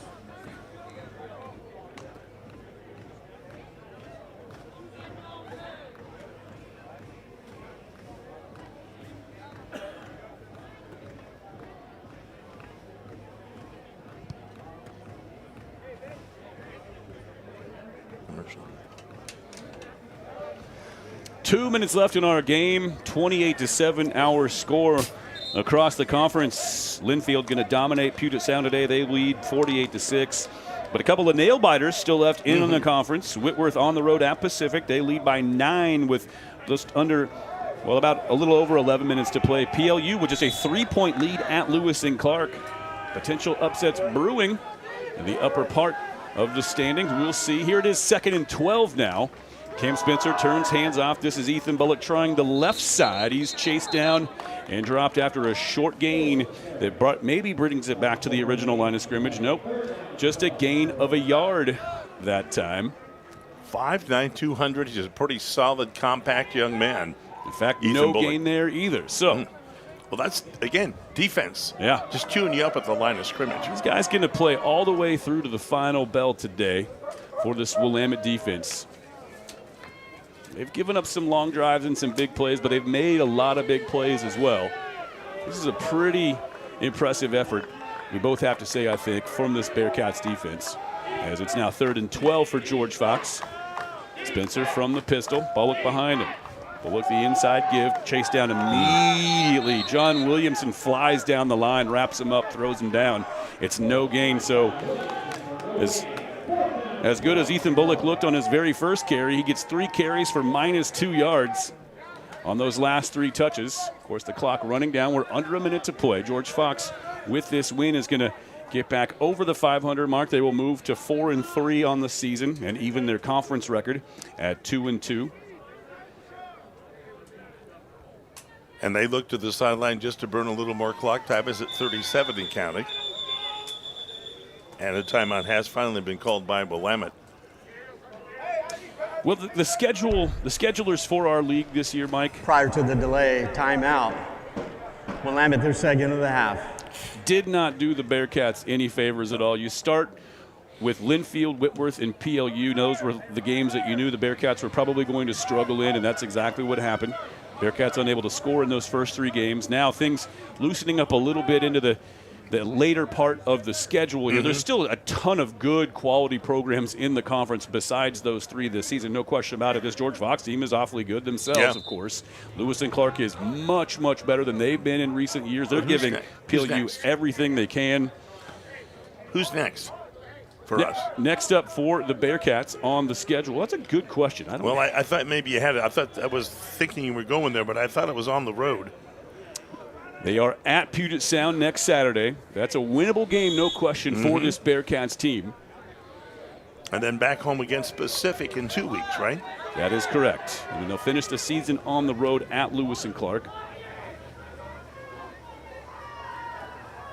Loggers Football Network will have the action for you next week at 1 o'clock. I know all the Bearcat faithful will be dialed in for that one. Who's doing the games up there now? It's not Gary Hill, I don't believe. I know, I don't think so. I think Gary likes to be home with the family after the baseball season. Delay now game. The umpire's going to have a Team little number chit-chat. 49, 5-yard penalty. It's still 4th down. A delay of game by the punter, so that brings them back 5 yards. Probably just didn't want to kick it into the end zone. Clock down to 36. That penalty is declined by the Willamette. Still 4th down.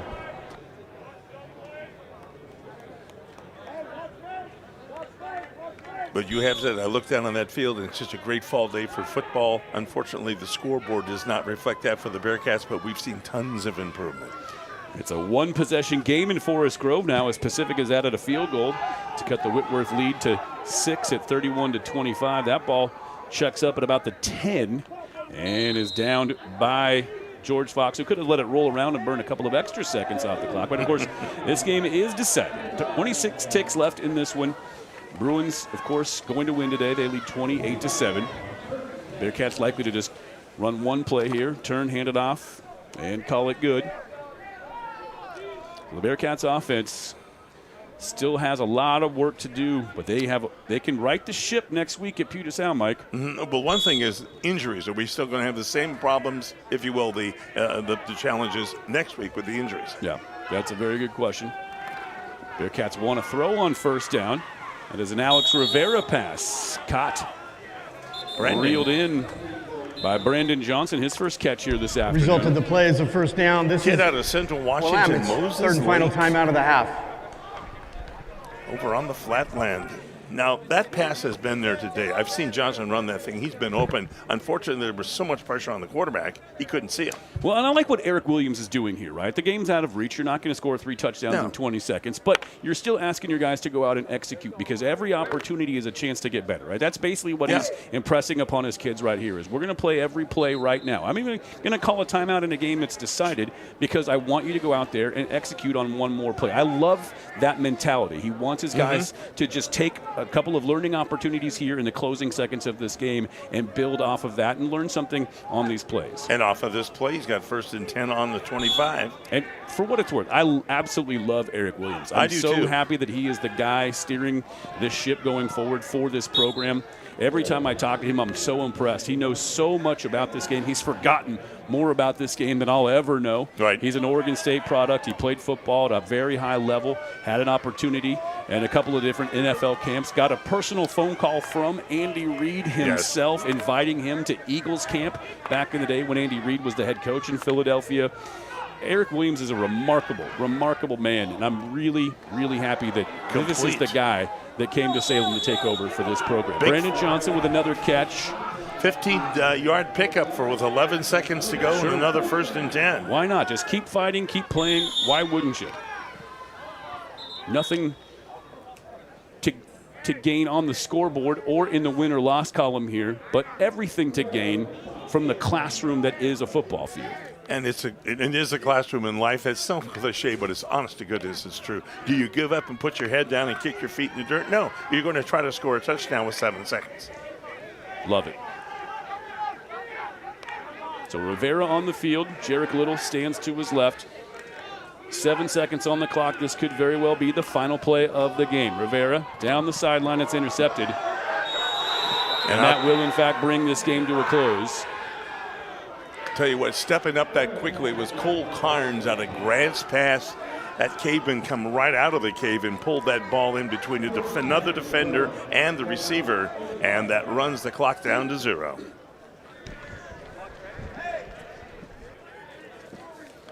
You look down and you see there is dejection, but you got to think there's some positive that's come out of this. A pick 6 is nothing to laugh on the field, it is an interception. That is the end of the game. Well, the game has, in fact, been whistled to a close. That was the final play. The interception ends the game today. Willamette did battle back quite a ways here in this fourth quarter, and they played, Mike, right down to the final whistle of the game. But one of the things that's happened in total yardage, if you talk about that, then you forget about all the good things that have happened along the way here. But, when you got over 300 yards of total yardage for George Fox and under 100, it's 74 right now for Willamette.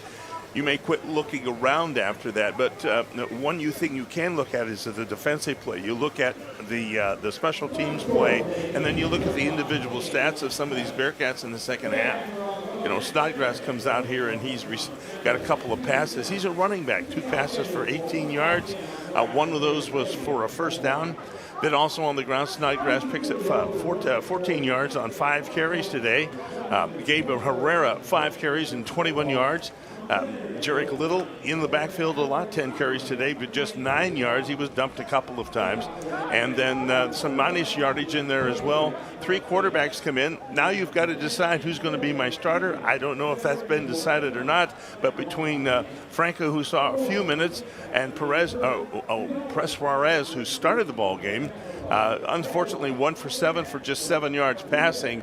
Rivera today 7 of 14 for 62 yards, no touchdowns, unfortunately 2 interceptions as well. And Diego Franco, he came out and went 1 for 1 and just looking sharp out there. Little things mean a lot when you're building, and that's what they're doing. They're rebuilding. They're trying to capitalize. One of our challenges, manning, total manning, people that are healthy. What are we going to do about it? Well, look what Javi did today. Well, one of the big things, and we've talked about this a lot with Eric Williams, is he just doesn't have the kinds of numbers that almost every other program across the board in the Northwest Conference has on their roster. There aren't double numbers on this Willamette team because they don't need them. However, there's about 40 double numbers on this George Fox roster. Look right now at the pile of humanity for George Fox compared to the number of guys that we have. We have about 65 guys on this roster, a little over 40 of whom are even available to play right now, whereas George Fox brings 120 guys with them to the stadium here today, and about 95 of them are dressed. It's just when you're able to rotate guys in at this level, it's so important to have the kind of depth that teams like Pacific and George Fox and Linfield and Whitworth and all the rest of the teams in our league have. As soon as Eric Williams is able to kind of build those numbers up with this program next year and the year after and so on and so forth, that's when I think we're going to see a return to glory for this football program, because we know how good this program has been historically. You've been here through a lot of those glory seasons for this team. There's Hall of Fame teams, and a lot of great players have come and played here. There's a lot of pride in this program. Well, there was a great coach that became great once he left here, and that was Dan Hawkins, who went to Boise State. Yeah. Then, of course, Mark Speckman stuck around, ran the fly offense. Then there was this kind of intermediary time, and then because of finances and a few other things that I can't even get into because I don't work at Willamette University, I could just say that the funding for some scholarships is not there, and they're trying to get that back. That's part of it right there. It is funding. You don't come to play at Willamette unless you can afford the bill, if you will. The thing of it is what they get from the teaching of the coaches like Eric. Of course, whether it's the guys on the football team or the women on the basketball team, what Peg Swadner brings to that bunch, and McGurk in track and field and cross country, then what they learn on the campus about life. So many successful people have been put on that uniform for the Willamette Bearcats, including one neurosurgeon, heart surgeon doctor, Camille Ackroth-Bernard, who still comes around. How about that? What I'm just trying to say is that so much good comes out of being a Willamette Bearcat that you've got to come with. He's surrounded himself with good coaches, like Coach Casey. They're just starting out. They're building it. Yep. It's going to be exciting to see what can happen next week as well. That's a very gettable game for this team. Puget Sound is listing kind of the same way that Willamette is right now. That's a program in a little bit of its own disarray right now. They've struggled on the field this season so far. So really and truly, the Bearcats, I think, have a really good opportunity next Saturday to go up to Tacoma and get a Northwest Conference win on the road. And then bring it back home in 2 weeks from today when they take on the Pacific University Boxers right here. Another good program that A.D. Buckley is really building. Former Bearcat Lucas Gilgan, assistant over there. He has a high regard for this bunch here. This is an undermanned group building. I'm not making excuses. I watched them play hard today. I watched them in game one. They were a little uncertain. Big changes in 5-6 weeks. You get a chance to sit up here and watch this every week. Good for you. It's price. And I'll tell you, the weather's been amazing, too. Oh, yeah. It's balmy. I'm sweating in here. It's late October. I thought it was going to be chilly today. I was expecting it to be about 52 degrees in this press box. It is warm in here right now. Should we call for makeup? Or? I need some. Dab, dab, dab. I'll tell you what, the numbers were not there for the Bearcats today, not. but they're only going to get better from here for the stretch drive of this season. Puget Sound next week, Pacific the week after that, and then closing on the road at Lewis and Clark. Dominic Corrado, he gets the 35, I call it 37-yard touchdown. The pick six made it look easy after it played his man well. There were other opportunities to score here and there that were dropped a little bit, but what a great opportunity to watch a young team build under a great coach and playing for this university. And I want to thank you for having me in. Of course, Mike. My pleasure, buddy. Special teams and defense did its job. It just wasn't quite enough to keep the Bearcats in this game. They wind up on the business end of a 28-7 defeat here in Salem today. That's going to do it for us on the broadcast here this afternoon.